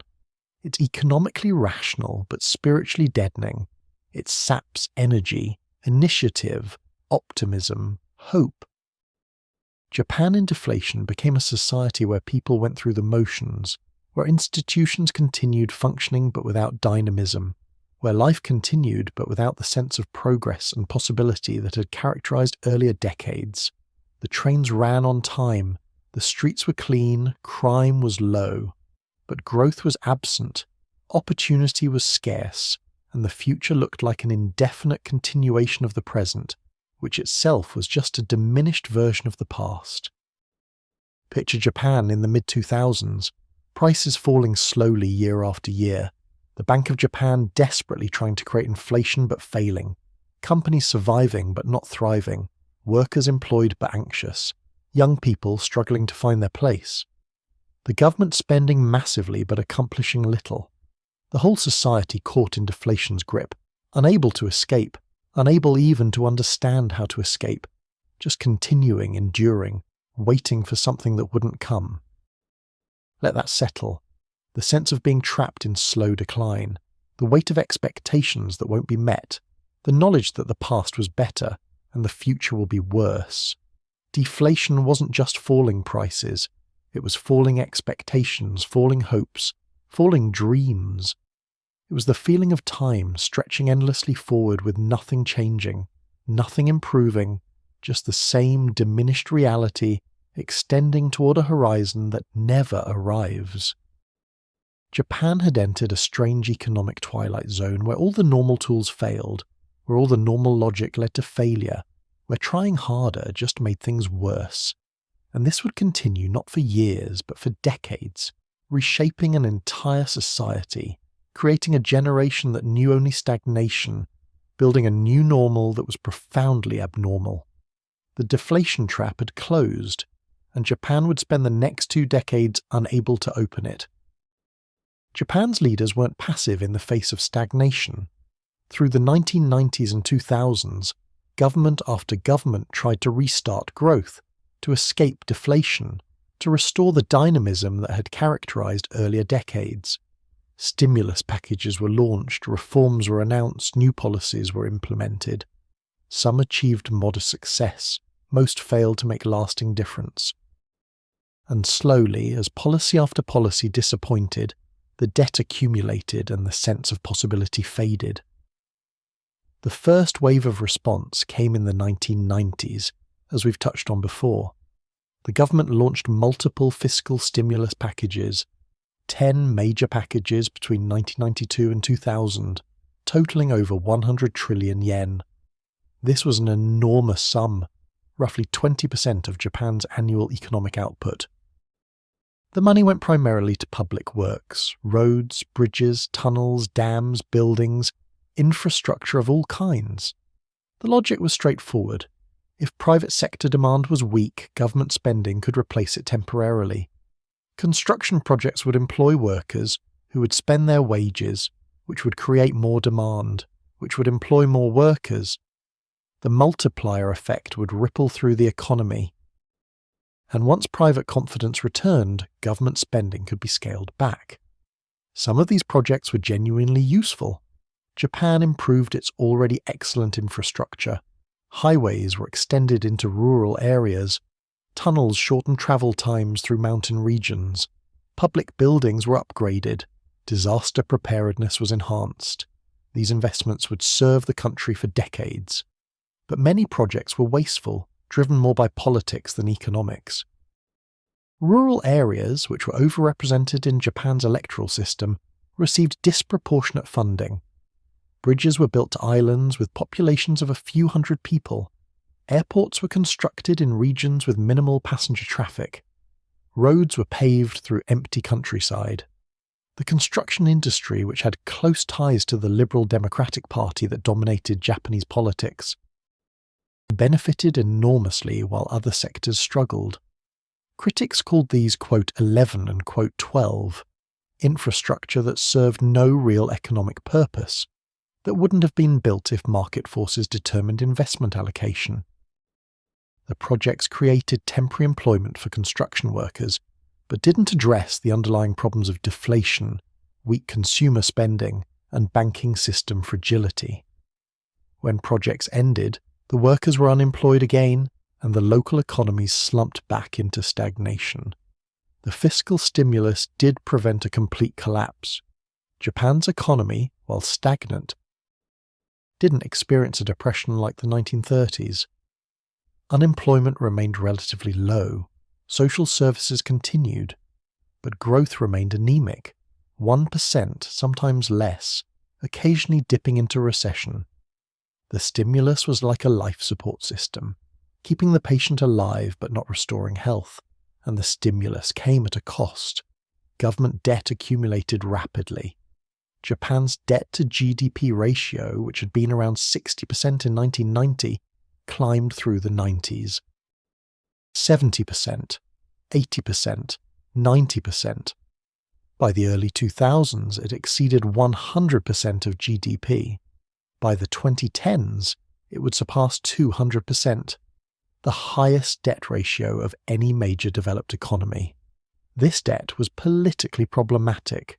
Conservatives argued it was unsustainable, that Japan was mortgaging its future, that the debt burden would eventually cause crisis.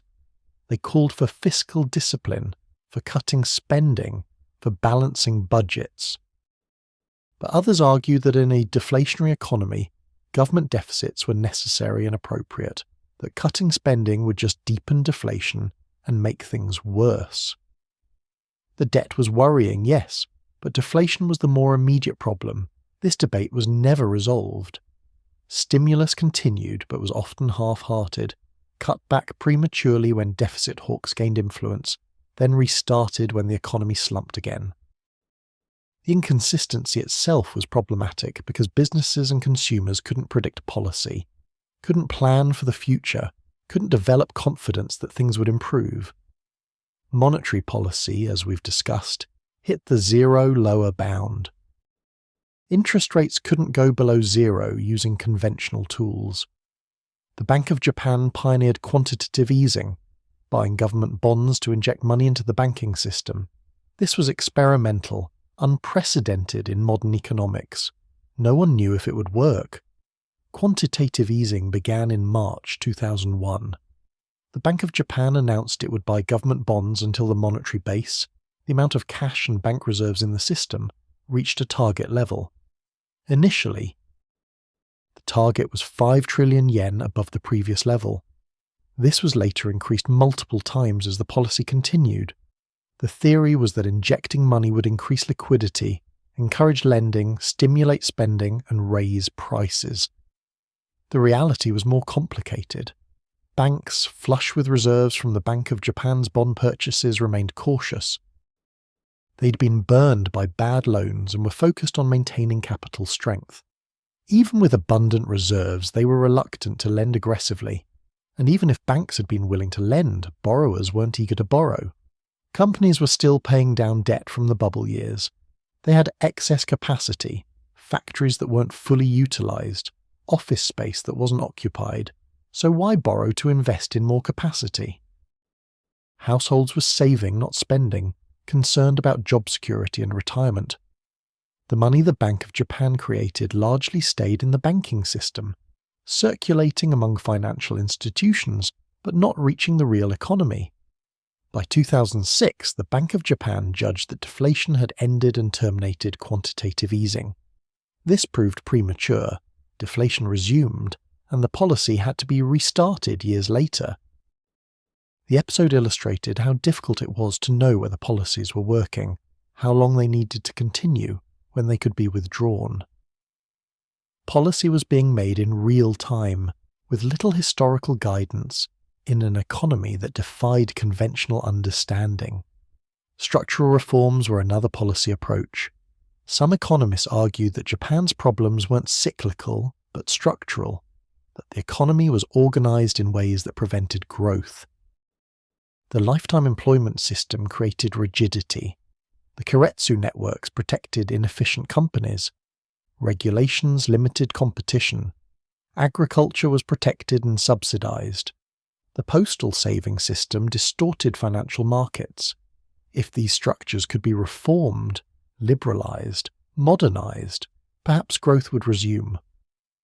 Prime Minister Junichiro Koizumi, who served from 2001 to 2006, made structural reform his signature policy. Koizumi was unusual for a Japanese prime minister, charismatic, media-savvy, willing to challenge party elders and vested interests. He had flowing hair and a direct speaking style that resonated with voters tired of the usual cautious politician speak. Koizumi's main targets were the postal system and the banking sector. Japan Post was enormous. It handled mail, but also operated a savings bank and insurance business with assets of hundreds of trillions of yen. It was also a source of political patronage and funding for the ruling party. Koizumi proposed privatizing it, arguing that government shouldn't be in banking and insurance, that the postal saving system distorted capital allocation, that privatization would improve efficiency. The battle over postal privatization consumed Japanese politics for years. Koizumi's own party was divided. Postal system employees and rural communities opposed privatization. But Koizumi was determined. In 2005, when Parliament rejected his privatization plan, he called snap elections, making it a referendum on reform. He won a landslide victory and postal privatization was approved. The system was split into separate companies for mail, savings, insurance and logistics, with plans for gradual sale of government stakes. Whether this reform significantly helped the economy is debatable. Privatization took years to implement, was partially reversed by later governments, and didn't obviously accelerate growth. But symbolically it showed that reform was possible, that entrenched interests could be challenged, that the political system could change. Koizumi also forced banks to address their non-performing loans more aggressively. The Financial Services Agency, which regulated banks, set strict timelines for recognizing and resolving bad debts. Banks that didn't comply faced penalties. This was painful. Banks had to acknowledge losses they'd been hiding. Some needed government capital injections. Mergers were forced. But it cleaned up the banking system more effectively than the cautious approach of the 1990s. By the mid-2000s, Japan's banking system was healthier. Major banks were profitable again, adequately capitalized, lending cautiously but functioning normally. The crisis phase had passed. This was real progress. though it had taken 15 years and come at enormous cost. But other structural reforms proved more difficult. Labour market reform was politically toxic because it would have weakened lifetime employment protections. Agricultural reform met fierce resistance from farming interests. Deregulation of protected sectors like retail and telecommunications proceeded slowly. The bureaucracy, which had enormous power in Japan's system, often blocked or delayed reforms that threatened its authority. And some argued that structural reforms, while beneficial in theory, wouldn't address deflation and weak demand. You could make the economy more efficient, more flexible, more competitive. But if people weren't spending and businesses weren't investing, efficiency just meant producing goods that wouldn't be bought. The problem wasn't supply but demand, wasn't structure but psychology and balance sheets. By the late 2000s, Japan seemed to be stabilizing. Growth remained weak, 1 to 2% per year, but recession had been avoided. The banking crisis was over. Some structural reforms had been implemented. Deflation persisted but seemed less severe. There was cautious hope that perhaps the worst was over, that Japan might muddle through into a long, slow recovery. Then the global financial crisis of 2008 struck. The collapse of Lehman Brothers, the freezing of credit markets, the plunge in global trade, all hit Japan hard. Japanese exports, which had been growing modestly, collapsed as global demand evaporated. The Nikkei, which had recovered to around 18,000, plunged to 7,000. Companies that had seemed healthy suddenly struggled. The brief respite was over. Japan's government responded with stimulus again, spending packages, tax cuts, support for businesses. The Bank of Japan revived quantitative easing, buying bonds and other assets. By 2009 and 2010, the acute crisis had passed, but it left Japan even deeper in debt, even more dependent on monetary and fiscal stimulus, even further from normal economic functioning. In 2012, a new government took power with an ambitious plan to finally end deflation and restore growth. Prime Minister Shinzo Abe and his economic advisors launched what became known as Abenomics, a three-pronged approach they called, quote, 13 monetary easing, fiscal stimulus, and structural reform, all pursued aggressively and simultaneously. The idea was that previous policies had failed because they were too timid, too inconsistent. If all tools were used boldly together, surely the economy would respond. The first arrow was monetary easing on an unprecedented scale. The Bank of Japan, under new Governor Haruhiko Kuroda, committed to doubling the monetary base in 2 years. It would buy government bonds, corporate bonds, even stocks through exchange-traded funds. The target was 2% inflation, not zero, but positive inflation. The standard target for developed economies. The Bank of Japan would do, quote, 14 to reach this target. The announcement had immediate effects. The yen weakened from around 80 yen per dollar to over 100 yen per dollar, making Japanese exports more competitive. The stock market rallied. With the Nikkei doubling from around 10,000 in late 2012 to over 20,000 by 2015. Wealth effects from the rising stock market encouraged some spending. There was a sense of energy, of possibility that had been absent for years. The second arrow was fiscal stimulus, but calibrated. Spending would increase temporarily to boost demand, but there would also be a plan to reduce deficits over time through a consumption tax increase. In 2014, Japan raised its consumption tax from 5% to 8%, with plans for a further increase to 10%. This was meant to show fiscal responsibility, to demonstrate that stimulus wasn't just adding endlessly to debt. The tax increase was controversial. Raising taxes in a weak economy seemed counterproductive. It would reduce consumer spending just as the economy was beginning to recover. And indeed, after the tax increase, consumption fell and growth slowed. The further tax increase to 10% was delayed multiple times because policymakers feared its impact. The attempt to balance stimulus with fiscal responsibility created contradictions that undermined both goals. The third arrow was structural reform, deregulation, labour market flexibility, corporate governance changes, increased female workforce participation, immigration reform. This arrow proved weakest. Significant reforms were announced, but implementation was slow and incomplete. Powerful interests resisted change. The bureaucracy dragged its feet. Politicians prioritised re-election over reform. Some progress was made. More women entered the workforce, some regulations were eased, but the transformative change that was promised didn't materialise. By the late 2010s, Abenomics could claim partial success. The stock market was up. Unemployment was very low, below 3%. Corporate profits were strong. Japan was no longer in deflation in the strict sense. Prices were stable or rising very slowly, though still below the 2% target. The sense of crisis had lifted, but fundamental problems remained. Wage growth was minimal despite low unemployment. Consumer spending was weak. Business investment was modest. Productivity growth, the ultimate driver of living standards, remained low. The reforms that might have unleashed new dynamism hadn't happened. And government debt had continued rising, now approaching 250% of GDP, sustained only by the Bank of Japan's massive bond buying. The 2% inflation target, the simple, concrete goal that the Bank of Japan had committed to reaching, remained elusive. Years passed. The monetary base expanded enormously. The Bank of Japan's balance sheet grew to more than the size of Japan's entire economy.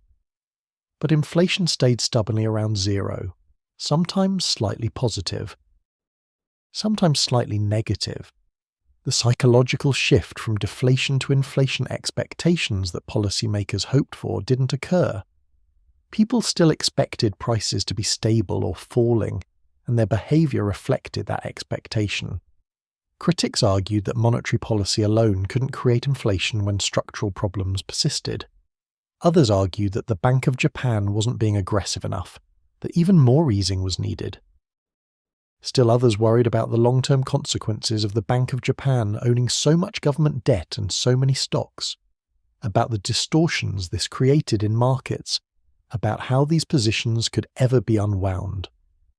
The lesson seemed to be that economies can become trapped in low-growth, low-inflation equilibria that are very difficult to escape even with aggressive policy.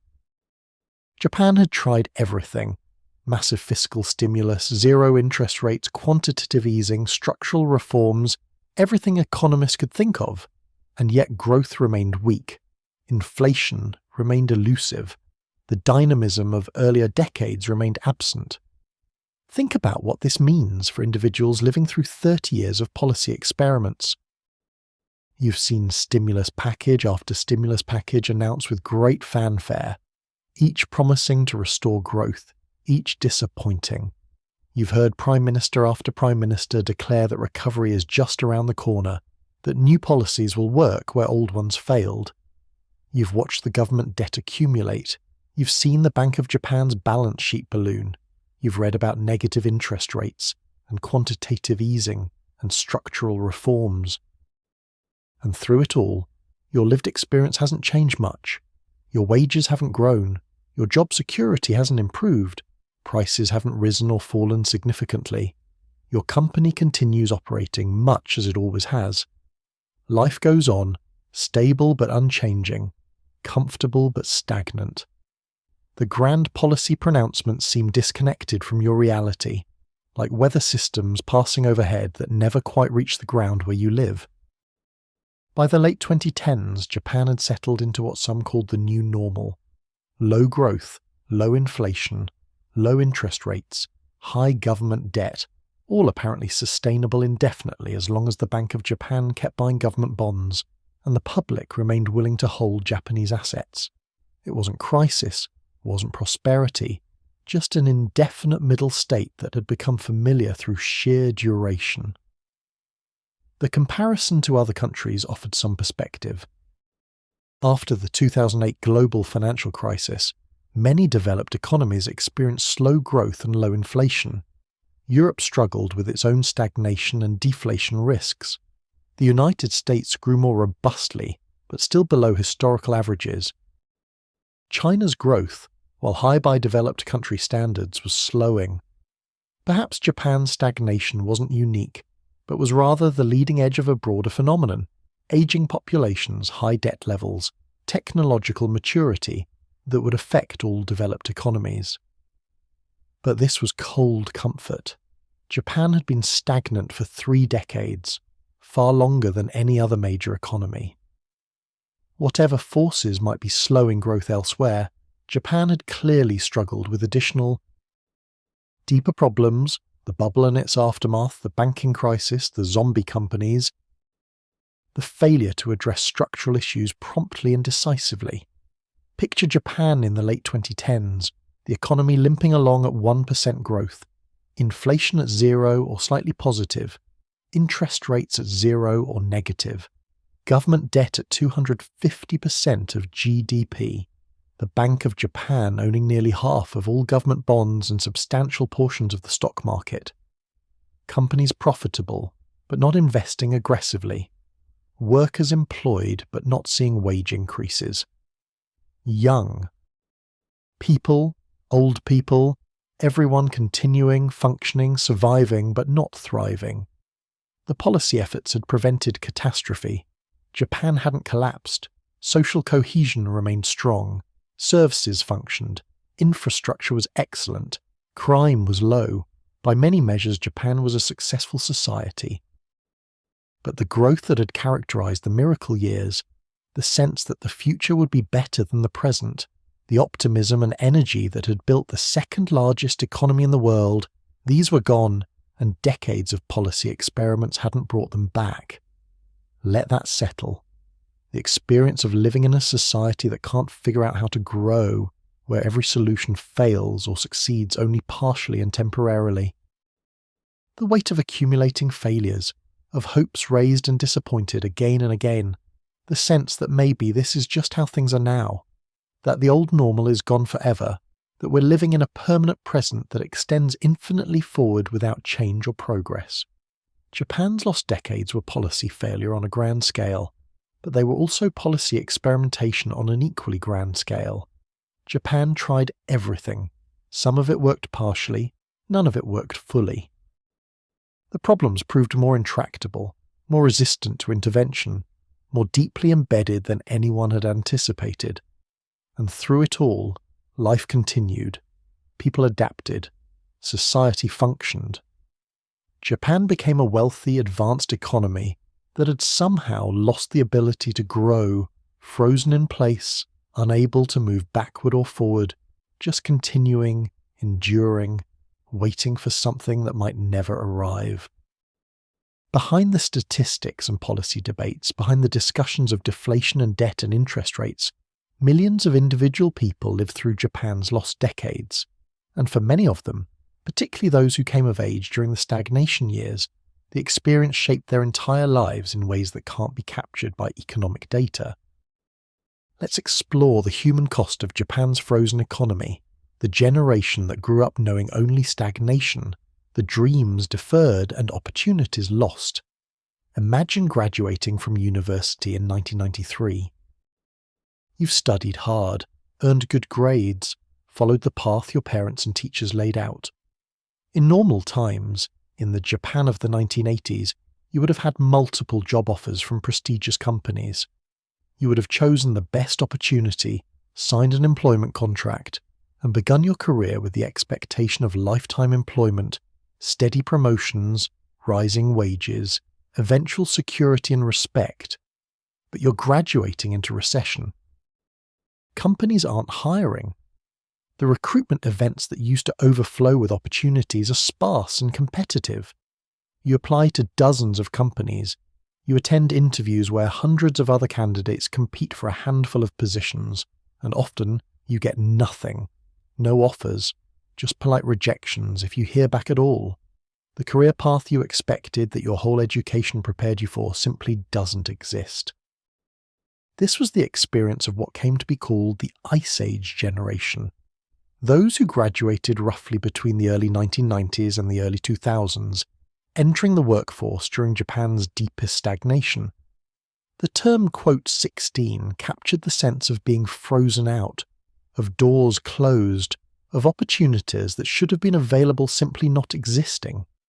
If you couldn't find regular employment, a full-time position with a major company, you took what you could find. Part-time work, temporary assignments, contract positions. You might work at a convenience store, serve in a restaurant, do clerical work for an agency that placed temporary workers. These jobs paid far less than regular employment, typically half or even a third. They offered no benefits, no security, no path to advancement. You could be dismissed with minimal notice. You had no voice, no status, no future. The Japanese labour market had traditionally been divided into two tiers. Regular employees, Shane, had lifetime employment, good wages, benefits, respect. Irregular workers, Frita from free and Arbeiter, the German word for worker, were marginal, usually young people in temporary jobs before finding regular employment, or women working part-time. But during the Ice Age years, the irregular workforce exploded. Young people who should have been regular employees became Fritas not by choice, but by necessity. By the early 2000s, over 3 million young people, roughly 15% of those aged 15 to 34, were Fritas. They worked, often multiple jobs, often long hours, but earned poverty wages and had no security. They were called working poor, employed but unable to earn enough for independent lives. Many lived with parents well into their 20s and 30s, unable to afford their own apartments. Marriage seemed impossible without stable income. Children were out of the question. The psychological impact was profound. In Japanese society, identity and status are closely tied to employment. You're defined by your company. When you meet someone, one of the first questions is, quote, 20. Regular employment at a known company brings respect. Being a Frita brings shame, or at least embarrassment. You're seen as lacking, as having failed, even though your situation results from economic conditions beyond your control. Many Fritas internalized this shame. They felt they must have done something wrong, must not have tried hard enough, must be inferior to those who found regular employment. This wasn't true. They were victims of timing, graduating into the worst labour market in generations.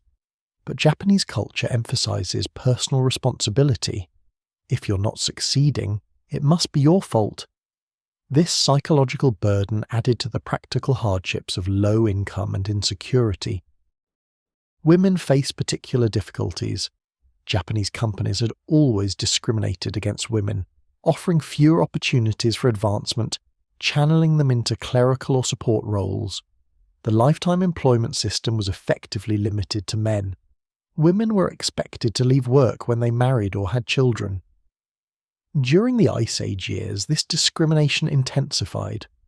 Companies that weren't hiring many people at all certainly weren't hiring women for career track positions.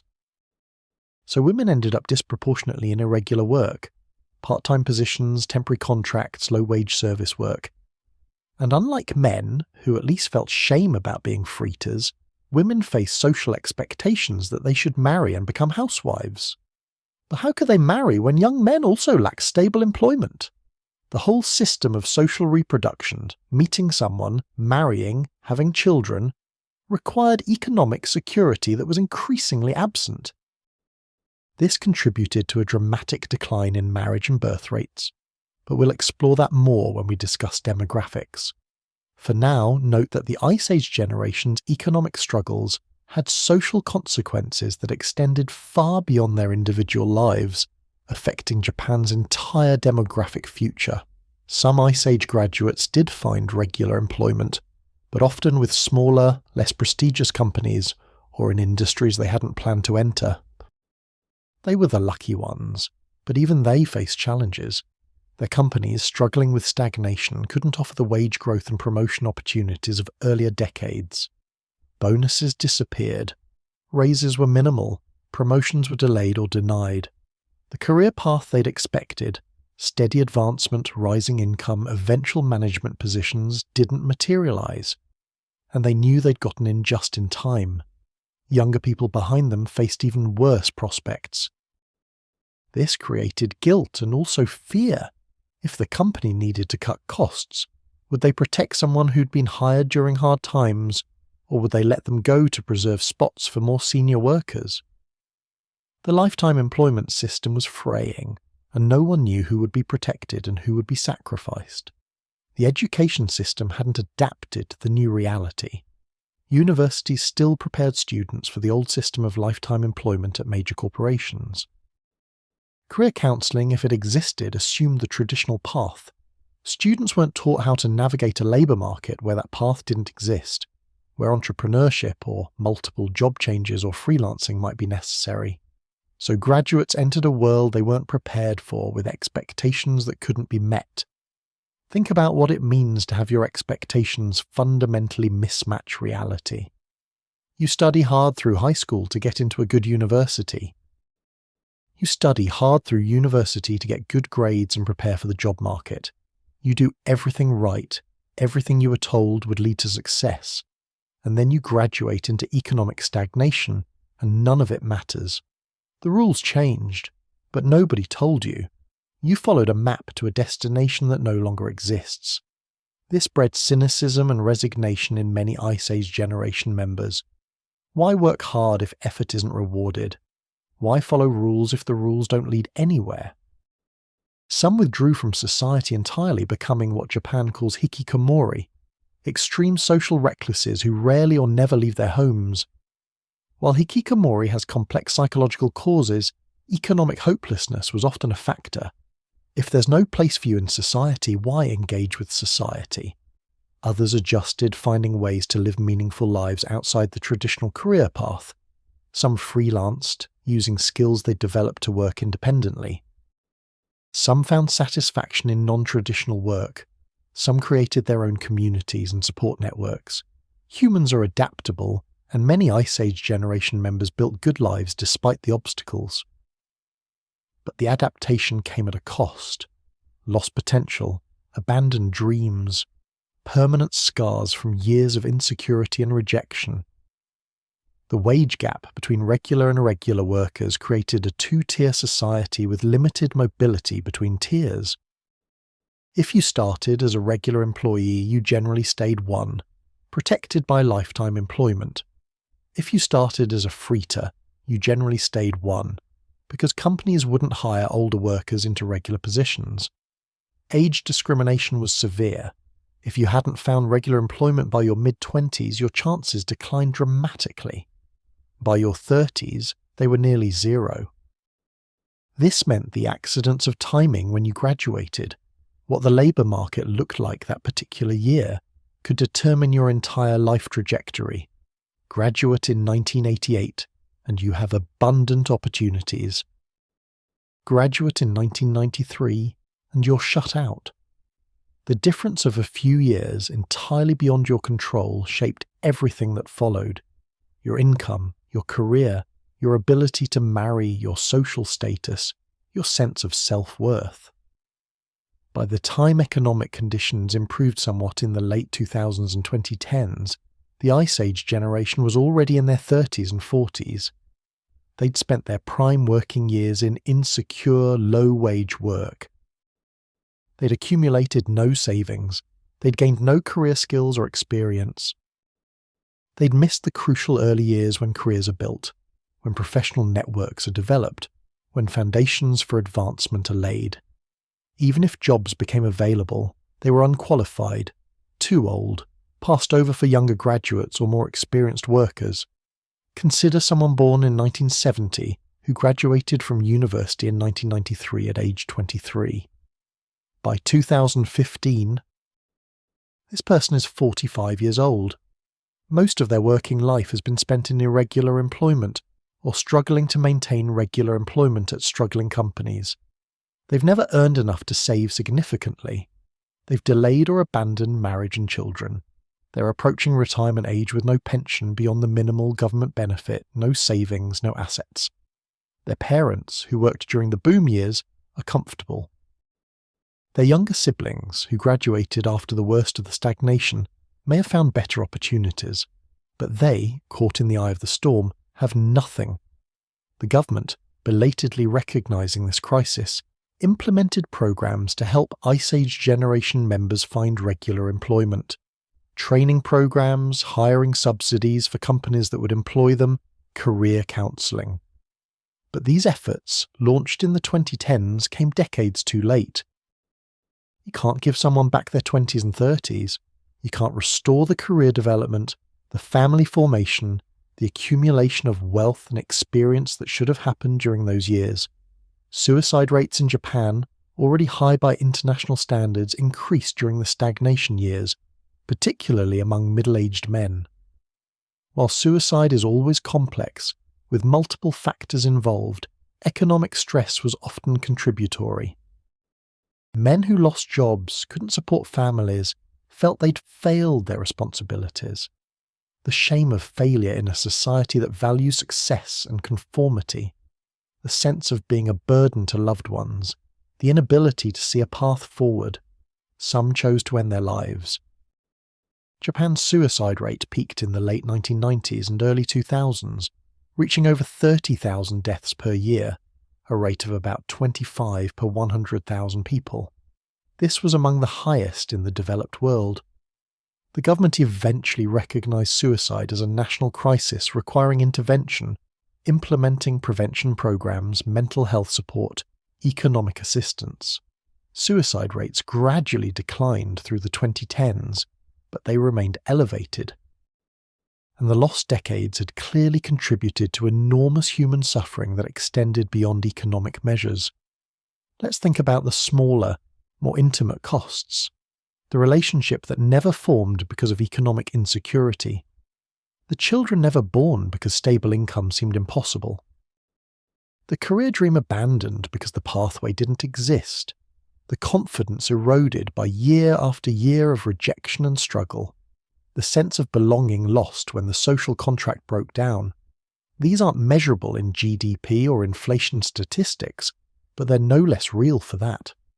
There's also intergenerational resentment. Older generations who worked during the boom years accumulated wealth and security. They own homes, have pensions, enjoy comfortable retirements.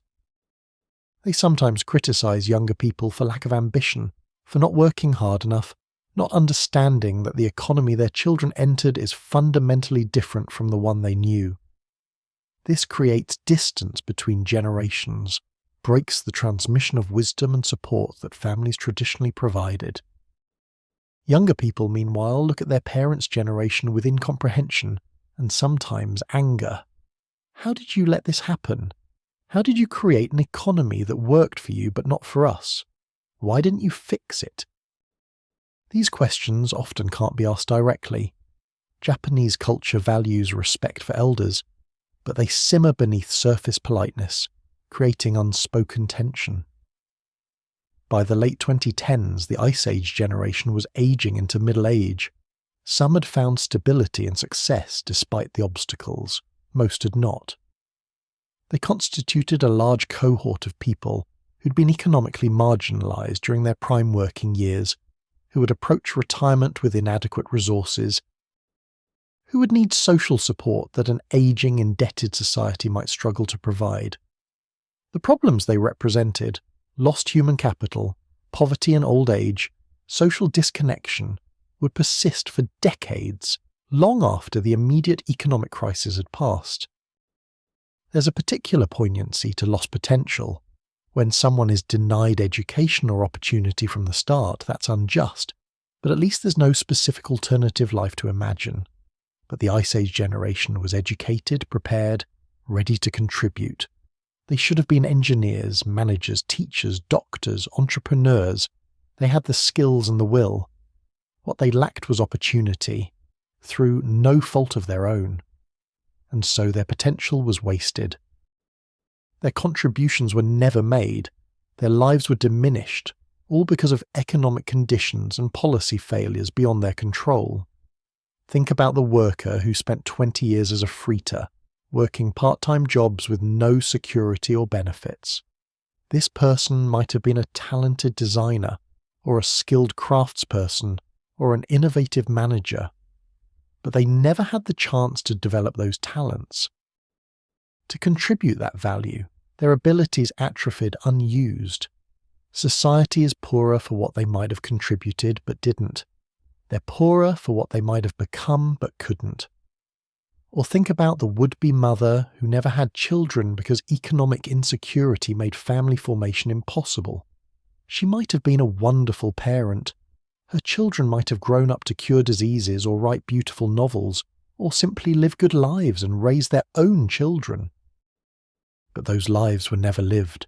That potential was never realized because the economic foundation for family life was absent. The loss extends beyond one person to generations that will never exist. Japanese society, with its emphasis on harmony and consensus, struggled to acknowledge these losses. Admitting that a generation had been sacrificed, that policy failures had created mass suffering, that the system had broken its promises, these admissions required confronting difficult truths that were easier to avoid.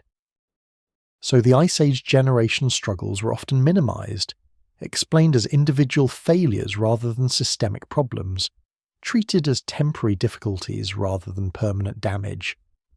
But the people living through it knew better. They knew they'd been dealt a bad hand through no fault of their own. They knew the promises they'd been given, work hard, follow the rules, and you'll succeed, were lies, or at least had become lies by the time they entered adulthood.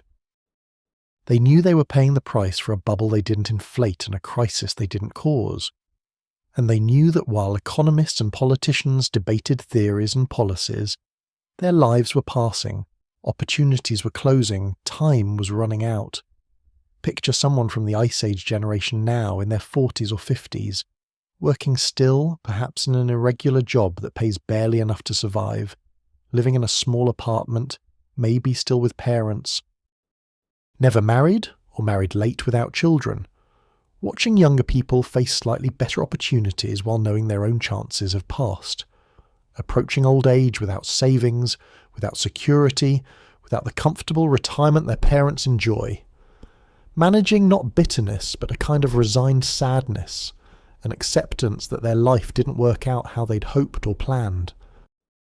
This person is still here, still contributing what they can, still finding meaning in small things, still connected to friends and community. They've adapted, survived, even found happiness in ways they didn't expect. Humans are resilient, and most Ice Age generation members are resilient. But they carry losses that can't be recovered, scars that won't heal, a sense of what might have been that shadows what is. Let that settle. The weight of a generation's lost potential. The human cost of economic stagnation measured not in statistics, but in individual lives lived under diminished circumstances. The Ice Age generation's experience shows that economic problems aren't abstract. They're personal, intimate, life-defining.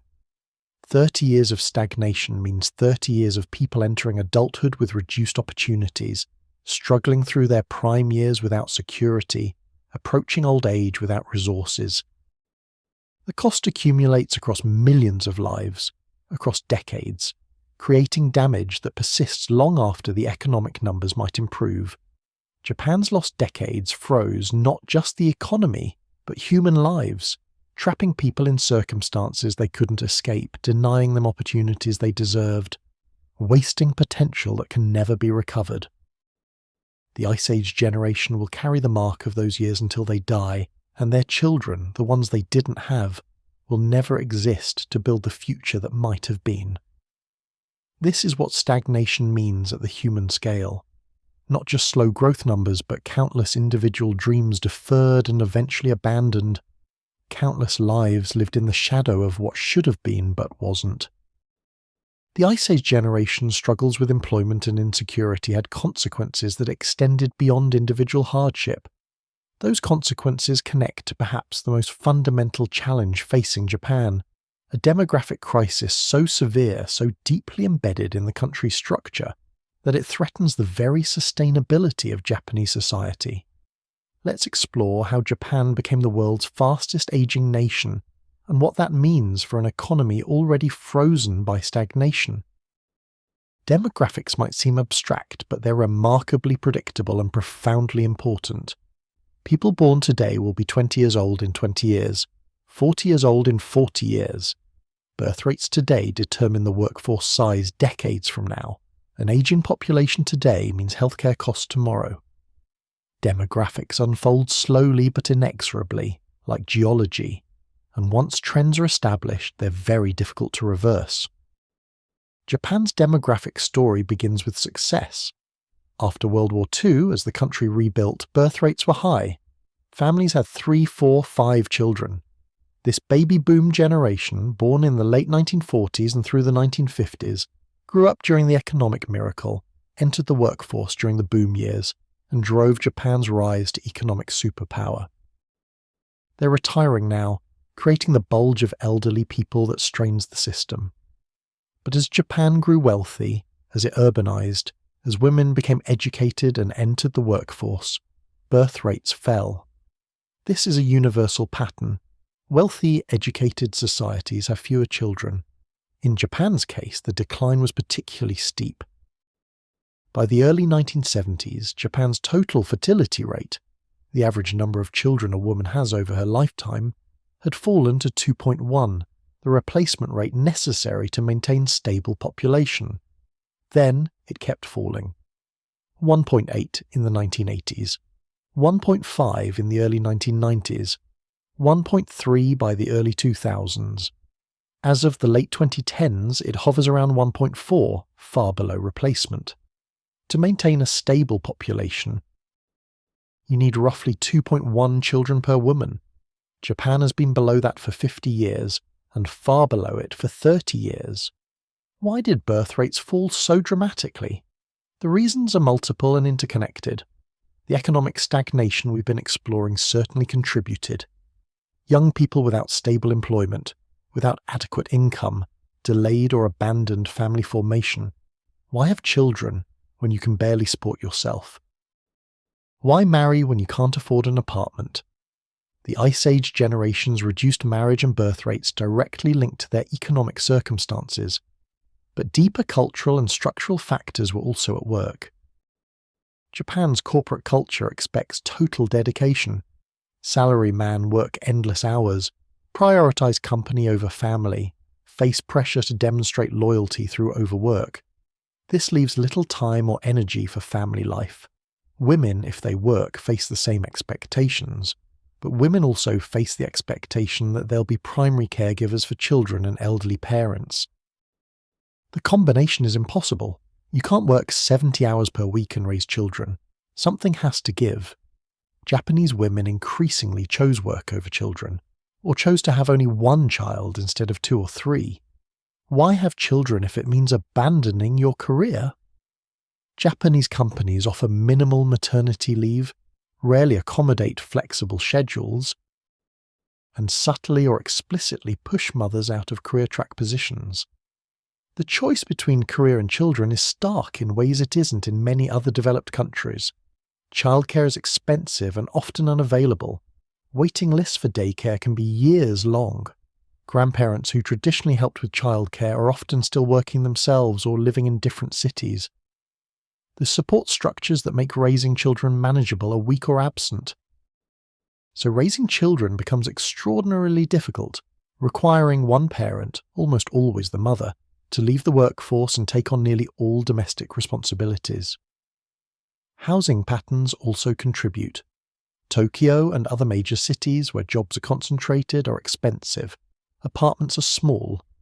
Raising children in tiny urban apartments with no yards, limited parks and few public spaces is challenging. Rural areas have more space but fewer opportunities. Young people face the choice of urban career opportunities without room for family, or rural space without career prospects. The result is that marriage rates have declined, and the age of first marriage has increased. Men in their early 20s used to marry. Now they marry, if at all, in their late 20s or early 30s. Women similarly marry later, and once married, couples have fewer children. Single-child families are common. Many couples have no children, by choice or because they waited until fertility became difficult.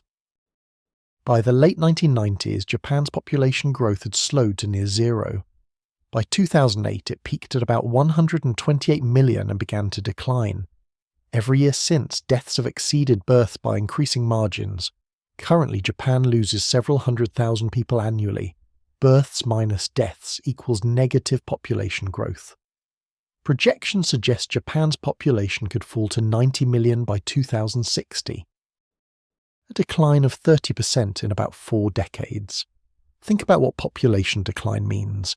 Empty schools and shuttered businesses in rural areas, abandoned houses, IKEA numbering in the millions, whole neighborhoods deteriorating, towns where the median age is 60 or 70, where most residents are elderly, where there are no children, no young families, no future.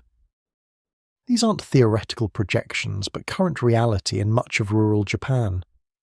The regional variation is stark. Tokyo and a few other major cities maintain populations through internal migration, young people moving from countryside to city seeking opportunity. But this leaves rural areas hollowed out. Prefectures in northern Japan and along the Sea of Japan coast are losing population at rates that will leave them nearly empty within decades.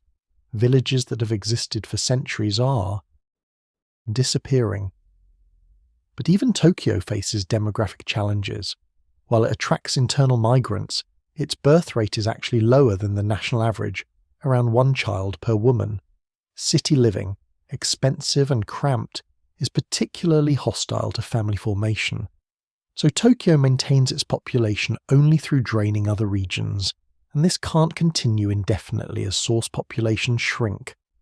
The aging of the population creates the other side of the demographic problem. Not enough young people is one issue, too many old people is another. Japan's median age, the age at which half the population is younger and half is older, is 48, the highest in the world. Over 28% of the population is 65 or older. By 2035, that will exceed 33%. 1 in 3 Japanese people will be elderly. Elderly people require more health care. They consume medications, need doctor visits, face chronic conditions requiring ongoing treatment. They're more likely to need hospitalization, nursing care, end-of-life care. Japan's healthcare system, while excellent, is increasingly strained. Healthcare costs rise as a percentage of GDP. The working-age population that funds healthcare through taxes and insurance premiums is shrinking, while the elderly population needing care is growing. The math becomes unsustainable. Pensions face similar pressures. Japan's pension system, like those in most developed countries, is pay-as-you-go. Current workers pay taxes that fund current retirees' pensions. This works when there are many workers per retiree. In 1965, Japan had about 9 working-age adults for every elderly person. By 2000, it was about 4 to 1. By 2030, it will be 2 to 1. By 2050, it could approach 1 to 1. 1 worker supporting 1 retiree. This is mathematically impossible without either massive tax increases or pension cuts. The government has tried various responses, raising the pension eligibility age from 60 to 65, eventually to 67, cutting benefit amounts, increasing contributions, but these measures are politically difficult and practically insufficient. Workers resist higher taxes, retirees resist benefit cuts. The gap between what's promised and what's affordable continues to grow. Dependency ratios, the number of non-working people supported by each worker, are central to understanding demographic economics. If you have 2 workers for every non-worker, the burden is manageable. If you have 1 worker per non-worker, the burden becomes very heavy. Japan is approaching ratios that no modern society has ever sustained. It's an experiment in whether a society can function with so few workers supporting so many retirees and children. And early evidence suggests it's very difficult. the logical solution would be immigration. Most wealthy countries with aging populations supplement their workforces through immigration. The United States, Canada, Australia, many European countries welcome millions of immigrants who work, pay taxes, have children, and offset demographic decline. But Japan has historically been extremely resistant to immigration. Japan is one of the world's most ethnically homogeneous nations. Over 98% of the population is ethnically Japanese. This homogeneity is valued as a source of social cohesion, shared culture, low crime, and national identity. Immigration is seen as threatening this harmony. There's also significant xenophobia and racism, though it's rarely acknowledged openly. The idea of accepting millions of foreign workers, of them becoming citizens, of Japan becoming multi-ethnic, this is politically and culturally unpalatable to much of the population. Immigration levels remain minimal. Japan accepts some foreign workers under limited programs, trainees, technical workers, specific industries like nursing where shortages are severe. But total foreign-born population is under 3%, and paths to citizenship are difficult. The numbers are far too small to offset demographic decline. Recently faced with undeniable labour shortages, Japan has cautiously expanded foreign worker programs. But there's tension between economic need and cultural resistance. Guest worker programs that don't offer paths to citizenship or family reunification are criticised as exploitative. Programs that do offer integration face domestic opposition. The debate is ongoing, but so far Japan has been unwilling to embrace the level of immigration that would significantly address its demographic challenges. Another potential response is technology and automation. Japan is a world leader in robotics. Can robots care for the elderly, reducing the need for human healthcare workers? Can automation increase productivity so fewer workers can maintain economic output? Japan is investing heavily in these technologies, viewing them as solutions that preserve homogeneity while addressing demographic constraints. Robot caregivers, mechanical devices that can lift patients, remind them to take medication, provide companionship, are being developed and tested. Some nursing homes use them, but technology has limits. Caregiving requires human connection, empathy, judgment. A robot can't truly comfort a frightened elderly person, can't navigate the complexity of a medical decision-making, can't provide the dignity and respect that human care offers. Technology can assist, but it can't fully replace human caregivers. Automation in manufacturing and services can increase productivity, allowing each worker to produce more. But healthcare and elder care are inherently labour-intensive. You can't automate a bath or a conversation. And even outside healthcare, automation creates its own challenges. It may eliminate jobs, requiring retraining, potentially increasing inequality. The hope that technology can solve demographic problems remains largely aspirational. The government has also tried to encourage higher birth rates through various incentives. Cash payments for having children, subsidised childcare, parental leave, advertising campaigns promoting marriage and childbearing. But these measures have had minimal impact. Birth rates haven't increased significantly.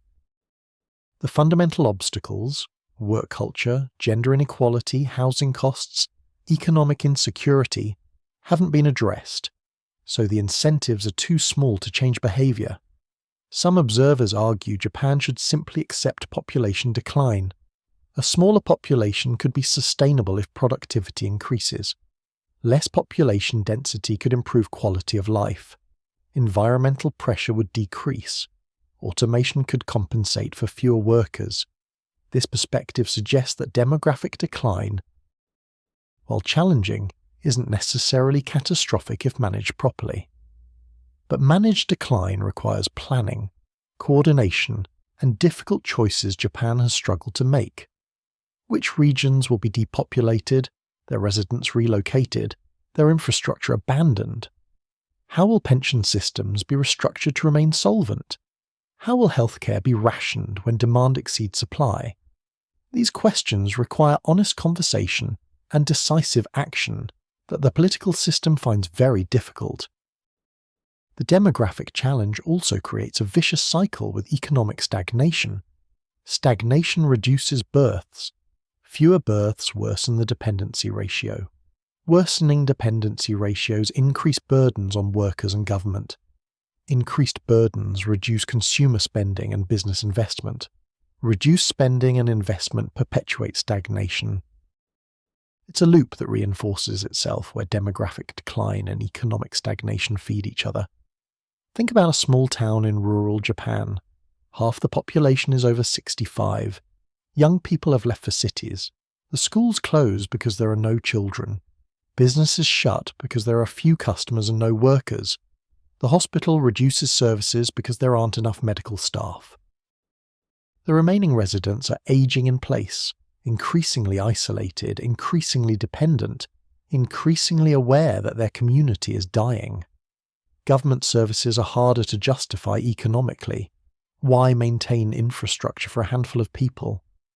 But ethically abandoning citizens is unacceptable. This is happening across vast areas of Japan. It's not future speculation, but present reality.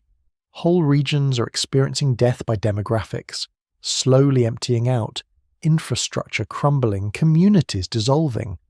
The human experience of living through this, watching your town die, knowing there's no future for it or for you in it, is profoundly sad. Or think about working-age people in major cities, aware that they're part of a shrinking cohort bearing increasing burdens, higher taxes to fund pensions, lower benefits when they retire, expectation that they'll support elderly parents since nursing care is inadequate, pressure to have children to address national demographic crisis, despite economic and practical obstacles. They're squeezed from all directions, expected to be economic engines and demographic solutions while their own lives are constrained by stagnation and insecurity. Some young Japanese people respond to these pressures by opting out entirely. The phenomenon of herbivore men, young men who aren't interested in traditional markers of success like career advancement, marriage, or material wealth, may reflect rational adaptation to a system that offers little reward for traditional participation. If playing by the rules doesn't lead to success, why play?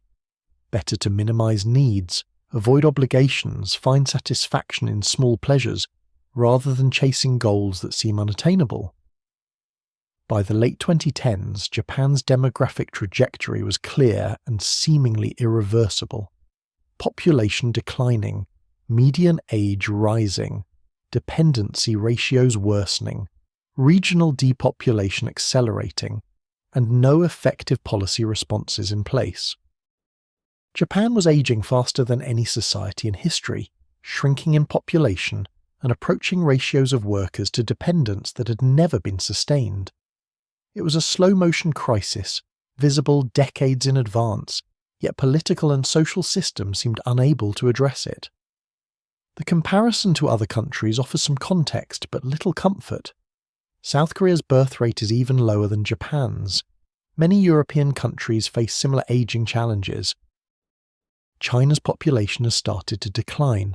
Demographic pressures are a global phenomenon for wealthy, educated societies, but Japan is further along this trajectory than anywhere else, facing problems first and most severely, and its responses, or lack thereof, offer lessons for others. The demographic time bomb isn't metaphorical. It's a literal ticking clock. Each year, fewer children are born. Each year, more people retire. Each year, the imbalance worsens. And unlike economic problems that might be solved by the right policies or favourable circumstances, demographic problems are mechanical, mathematical, nearly inevitable given fertility rates and lifespans. The children who weren't born in 2000 won't be 30-year-old workers in 2030, no matter what policies are implemented. Picture Japan in the 2030s or 2040s, based on current trajectories. A nation of perhaps 110 million people, down from 128 million, median age over 55, 1 in 3 people over 65, rural regions largely empty, cities dominated by elderly. worker to retiree ratio approaching 1:1, healthcare system overwhelmed, pension system requiring massive tax increases or benefit cuts, immigration still minimal, automation helping but insufficient, a wealthy nation entering uncharted territory. Trying to maintain advanced society functions with demographic structure unprecedented in modern history. Let that settle, the inexorability of it, the sense that this was predictable, was predicted, and yet wasn't prevented. The demographic crisis isn't sudden like a stock market crash. It's gradual like erosion, but equally destructive over time. And it connects to everything else we've discussed. The economic stagnation created conditions that reduced births. Reduced births worsen economic pressures. Worse economic pressures reduce births further. The cycles interlock and reinforce until the whole system is trapped, unable to break free, just aging and shrinking and continuing year after year toward an uncertain future that's already written in the birth statistics of the past. Japan's demographic challenge represents the final element of its frozen economy. Not just economic stagnation, but societal aging. Not just low growth, but population decline. Not just policy failure, but the slow unwinding of the population pyramid that underpins any society. And this challenge, unlike economic policies that might be changed or debt that might be managed, is locked in by decisions made decades ago, by children not born, by demographic momentum that carries forward for generations regardless of what happens next. We've travelled together through Japan's economic journey, from the ashes of war to the miracle of growth, from the bubble's intoxicating heights to its devastating collapse, through banking crisis and deflation, through policy failures and human costs, through demographic decline that compounds and extends the stagnation. Now, as we near the end of our exploration, let's reflect on what Japan's lost decades teach us about economics, about society, about the nature of prosperity and its fragility. The first and perhaps most important lesson is about asset bubbles. Japan's bubble of the late 1980s wasn't the first in history. There have been tulip manias and South Sea bubbles and railway booms, but it was among the largest and most consequential. And it teaches us that bubbles are easy to inflate, but extraordinarily difficult to deflate safely. During the boom, asset prices seemed justified. Land was scarce. Japan was successful. Companies were profitable. Why shouldn't prices be high? The logic was compelling until it wasn't, until prices became detached from any reasonable valuation. But recognizing a bubble in real time is difficult because the same factors that create bubbles, rising prices, easy credit, collective optimism, also characterize normal growth. How do you know when growth becomes excess? Japan's experience suggests that central banks should err on the side of caution, raising interest rates earlier to prevent bubbles from inflating, even at the cost of somewhat slower growth. The pain of preventing a bubble is less than the pain of cleaning up after it bursts. But this is hard politically because preventing a bubble means stopping a party that everyone is enjoying. And the people making the decision might be wrong about whether a bubble exists. The bubble's collapse teaches another lesson, that asset deflation can devastate an economy, even when the real productive capacity hasn't changed. Japan's factories still existed after 1990, its workers were still skilled, its technologies were still advanced. But the loss of paper wealth, stocks and real estate declining in value, triggered economic collapse because so much of the financial system depended on those inflated values. Loans collateralized by property became non-performing. Balance sheets that looked healthy suddenly looked insolvent. Psychology shifted from optimism to fear. This reveals the fragility of modern financial systems. They're built on confidence and interconnection. When confidence fails, when the web of obligations can't be met, the whole system can freeze even though the underlying real economy, the ability to produce goods and services, remains intact. Finance is supposed to serve the real economy, but sometimes finance becomes so large and so unstable that its problems overwhelm everything else. The banking crisis teaches the importance of speed and decisiveness in addressing financial system problems. Japan's approach, regulatory forbearance, hiding losses, keeping zombie companies alive, prolonged the pain and made recovery harder. The contrast with how the United States handled its savings and loan crisis, or how American and European authorities responded to the 2008 financial crisis, is instructive. Quick cleanup, forced recognition of losses, closure of failing institutions, aggressive recapitalization. These are painful, but they allow the system to heal and move forward. Japan's zombie companies teach about the necessity of creative destruction. Markets need to be allowed to clear. Failing businesses should fail, so their resources, workers, capital, real estate, can be reallocated to more productive uses. Keeping zombies alive prevents this reallocation. It locks resources in unproductive patterns. It protects the old at the expense of the new. It's understandable as social policy. Closing companies means unemployment, means suffering. But as economic policy, it's destructive over time. This creates a genuine dilemma. Markets need flexibility and creative destruction to be efficient. But human beings need security and stability to thrive. Japan valued stability, social cohesion, employment security. These values prevented harsh but necessary adjustments. Other countries might prioritize efficiency over security, accepting higher unemployment as the price of dynamism. There's no obviously correct answer, but Japan's experience shows the cost of extreme stability, stagnation, wasted potential, prolonged pain.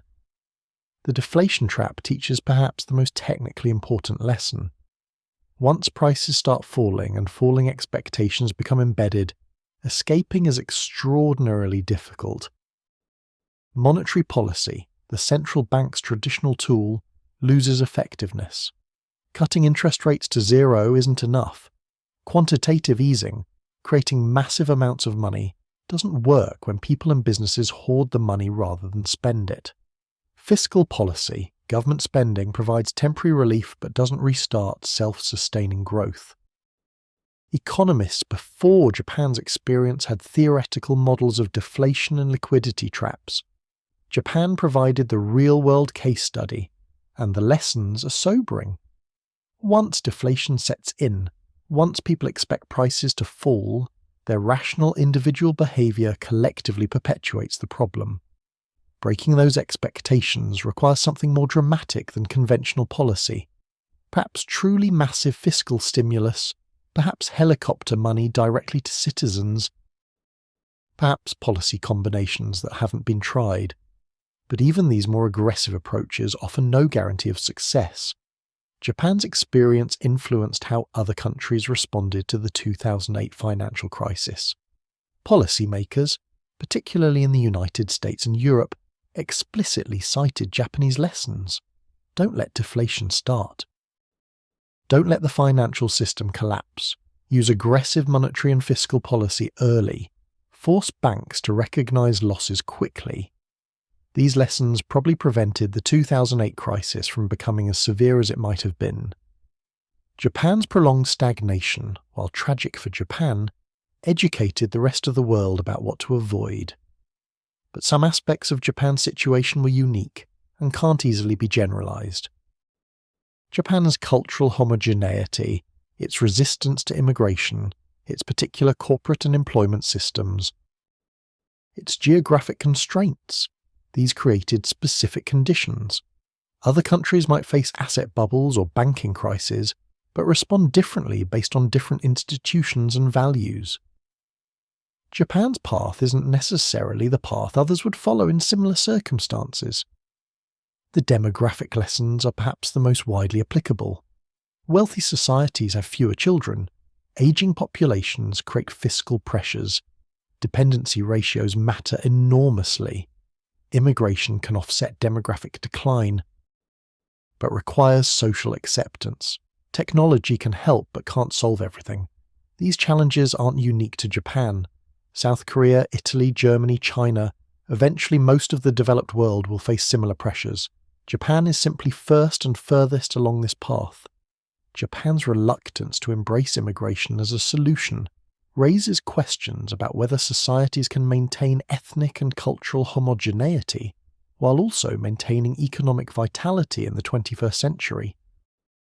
Maybe you can choose homogeneity or dynamism, but not both. Or maybe there are solutions, higher birth rates through better family policy, automation through technology, managed decline, that allow homogeneity and sustainability. Japan is testing these possibilities, and the results will inform other countries' choices. The human cost of prolonged stagnation is perhaps the most sobering lesson. Economic statistics about growth rates and inflation seem abstract, but they translate into millions of individual lives lived under diminished circumstances. The Ice Age generation's lost opportunities, the anxiety and insecurity that pervade society. The dreams deferred and abandoned, these are the real meaning of the lost decades. Economics isn't just about efficient allocation of resources, it's about human lives, human potential, human flourishing. When economies fail for decades, human costs accumulate at massive scale. There's also a lesson about the limits of policy and the importance of luck and timing. Japan tried everything: fiscal stimulus, monetary easing, structural reforms, everything economists could recommend. Some of it helped at the margins. None of it restored robust growth. This suggests either that the problems were too deep and interconnected to be solved by available tools, or that the right combination of policies wasn't tried, or that the policies needed more time to work, or that external factors, aging, global competition, technological change, created headwinds too strong to overcome with policy alone. This is humbling for economists and policymakers. We don't fully understand how economies work. Our models and theories are incomplete. Our tools are limited. Japan's experience shows that even smart, well-intentioned people with substantial resources can fail to solve economic problems despite decades of effort. This should create intellectual humility, recognition that economics is hard, that our confidence in our understanding should be tempered. But it shouldn't create nihilism or resignation. Policy matters. The difference between Japan's slow stagnation and a catastrophic depression was policy action. The stimulus, the bank rescues, the social support. Things could have been worse. And some policies clearly worked better than others. Quick clean-up of banking problems beats prolonged denial. Avoiding deflation beats fighting it once established. Maintaining social safety nets beats allowing complete collapse of living standards. Japan's ongoing struggle, even in the 2020s, shows that the lost decades aren't over. The economy grows slowly, around 1%. Inflation remains below target. The Bank of Japan's balance sheet remains enormous. Government debt exceeds 250% of GDP. Demographics continue worsening. The Nikkei has recovered to near bubble-era peaks, but this reflects corporate profits and global investment, not broad-based prosperity. Wages remain stagnant. Young people still struggle with irregular employment. The problems persist. Yet Japan remains in many ways a successful society. It's wealthy by global standards. Life expectancy is among the world's highest.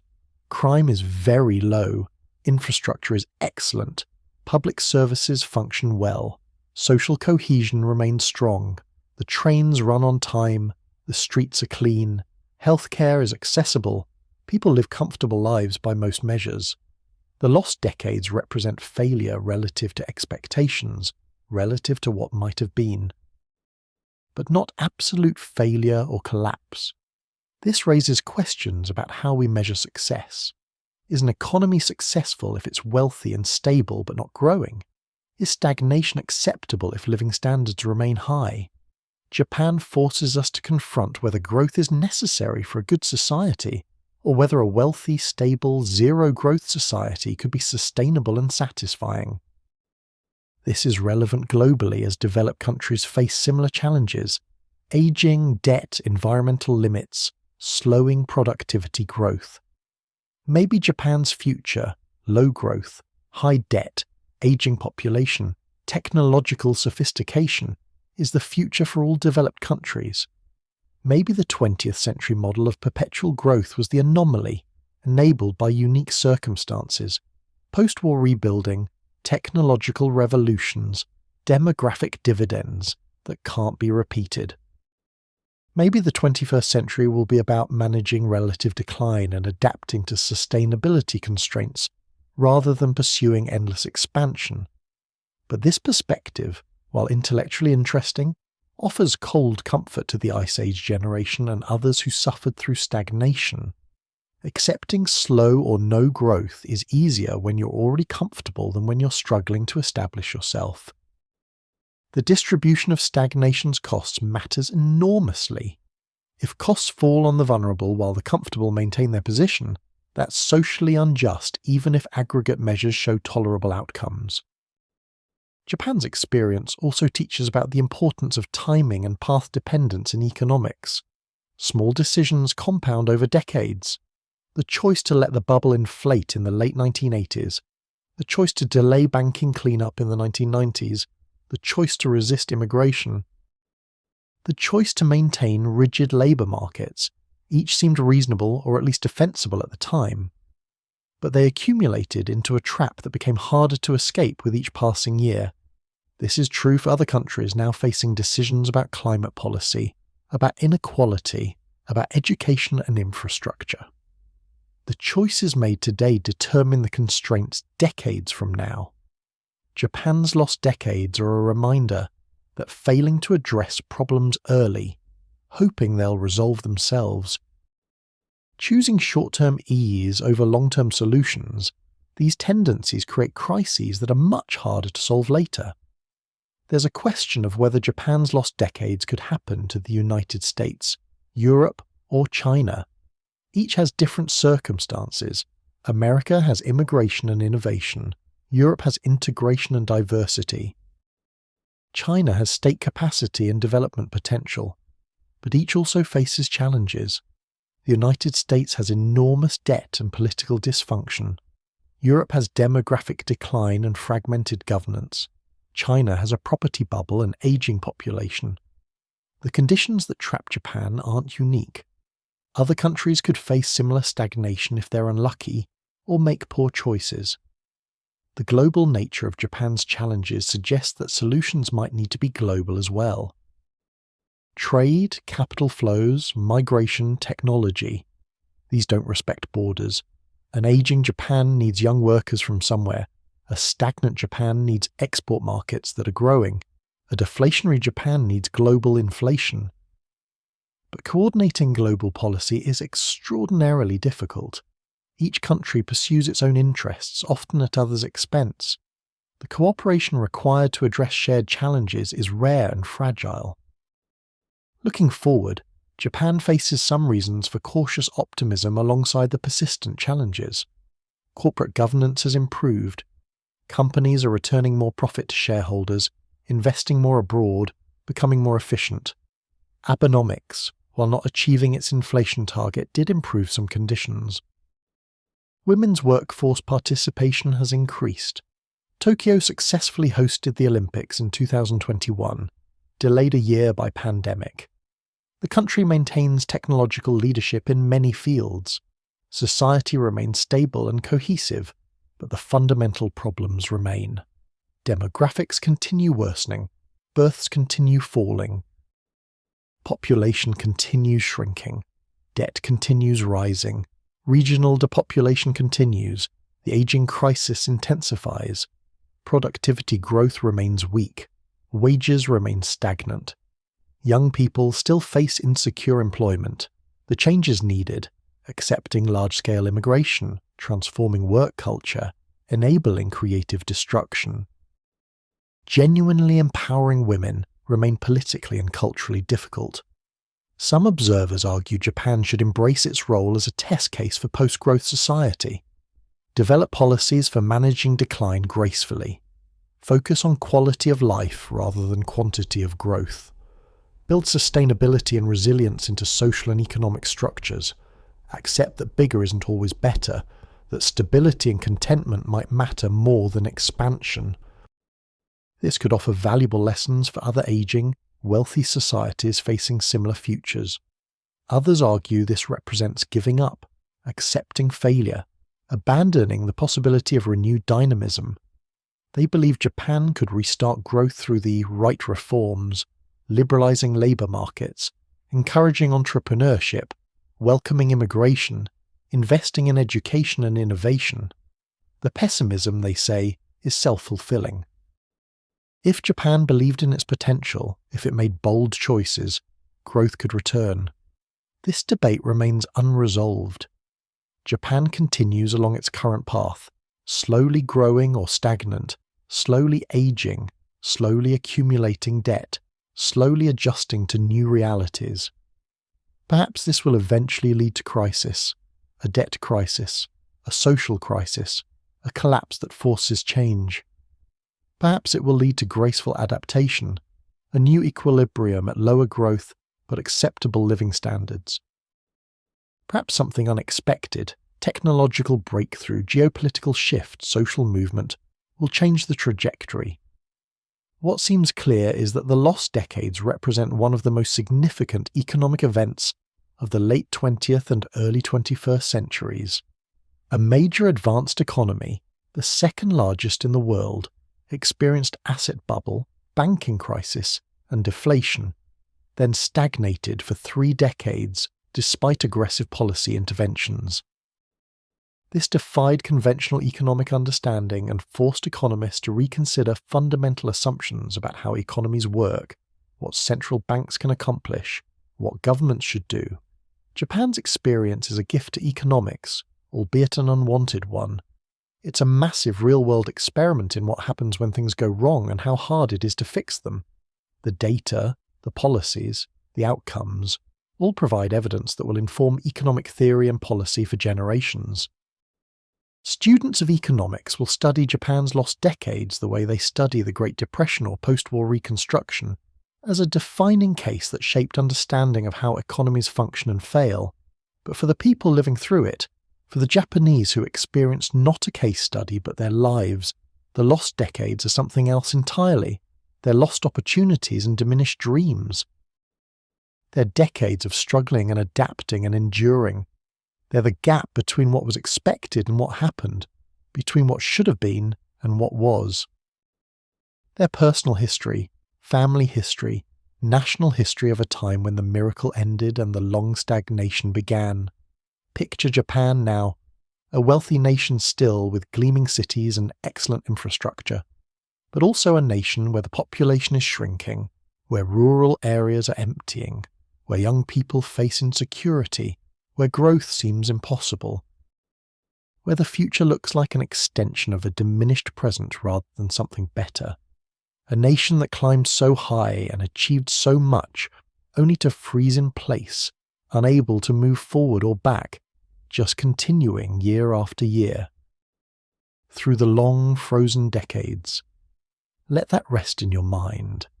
The lessons about bubbles and banks and deflation and demographics, the human stories of struggle and adaptation, the policy experiments and their disappointing results, the sense of a society trapped, wealthy but stagnant, comfortable but anxious, functional but unable to thrive. Japan's lost decades as economic history, as human experience, as warning and case study and ongoing reality for millions of people living their lives in the shadow of what might have been. Take a breath. We've covered 30 years of economic history, from exuberance to crisis to prolonged stagnation. It's a lot to take in, a lot to contemplate. But understanding Japan's journey helps us understand our own economic moment, the challenges facing all developed economies, the difficulties of escaping traps once fallen into, and it reminds us that prosperity is fragile, that confidence can become delusion, that systems can break and prove extraordinarily difficult to repair. As we prepare to close, let these lessons settle, let the human cost register, let the policy challenges sit with you, let the sense of time frozen, of a nation waiting for change that doesn't come, of decades passing without progress, let that image rest. Because Japan's lost decades are still ongoing, still unresolved, still teaching lessons about economics and society that the rest of the world needs to learn. The story isn't over, the economy remains frozen, and the waiting continues. And so we've walked together through Japan's long frozen time, from the heights of prosperity to the depths of stagnation, through 30 years when growth simply stopped, and time seemed to stand still. We've seen how quickly confidence can turn to crisis, how wealth can coexist with paralysis, how a generation can lose its future to forces beyond control. Japan's story reminds us that economies are human creations, fragile and complex, built on trust and expectation that can evaporate like morning mist. It teaches us that some problems resist even our best efforts to solve them, that stagnation can persist for decades despite good intentions and intelligent policy, that sometimes societies become trapped in patterns they cannot escape. But it also shows resilience. Japan endures, its people adapt, find meaning in small joys, continue building lives despite diminished circumstances. The cherry blossoms still bloom each spring, beautiful and brief, reminding us that even frozen times contain moments of grace and renewal. If you found value in this exploration, in this quiet journey through economic history, I'm grateful you joined me here tonight. Let this story fade now. Let your breathing slow. Let your body sink deeper into rest. The trains in Tokyo continue running. The seasons continue turning. And somewhere, always, there is hope that what is frozen might someday thaw. Release this now. Let it all go. Sleep well, wherever you are in the world. Good night.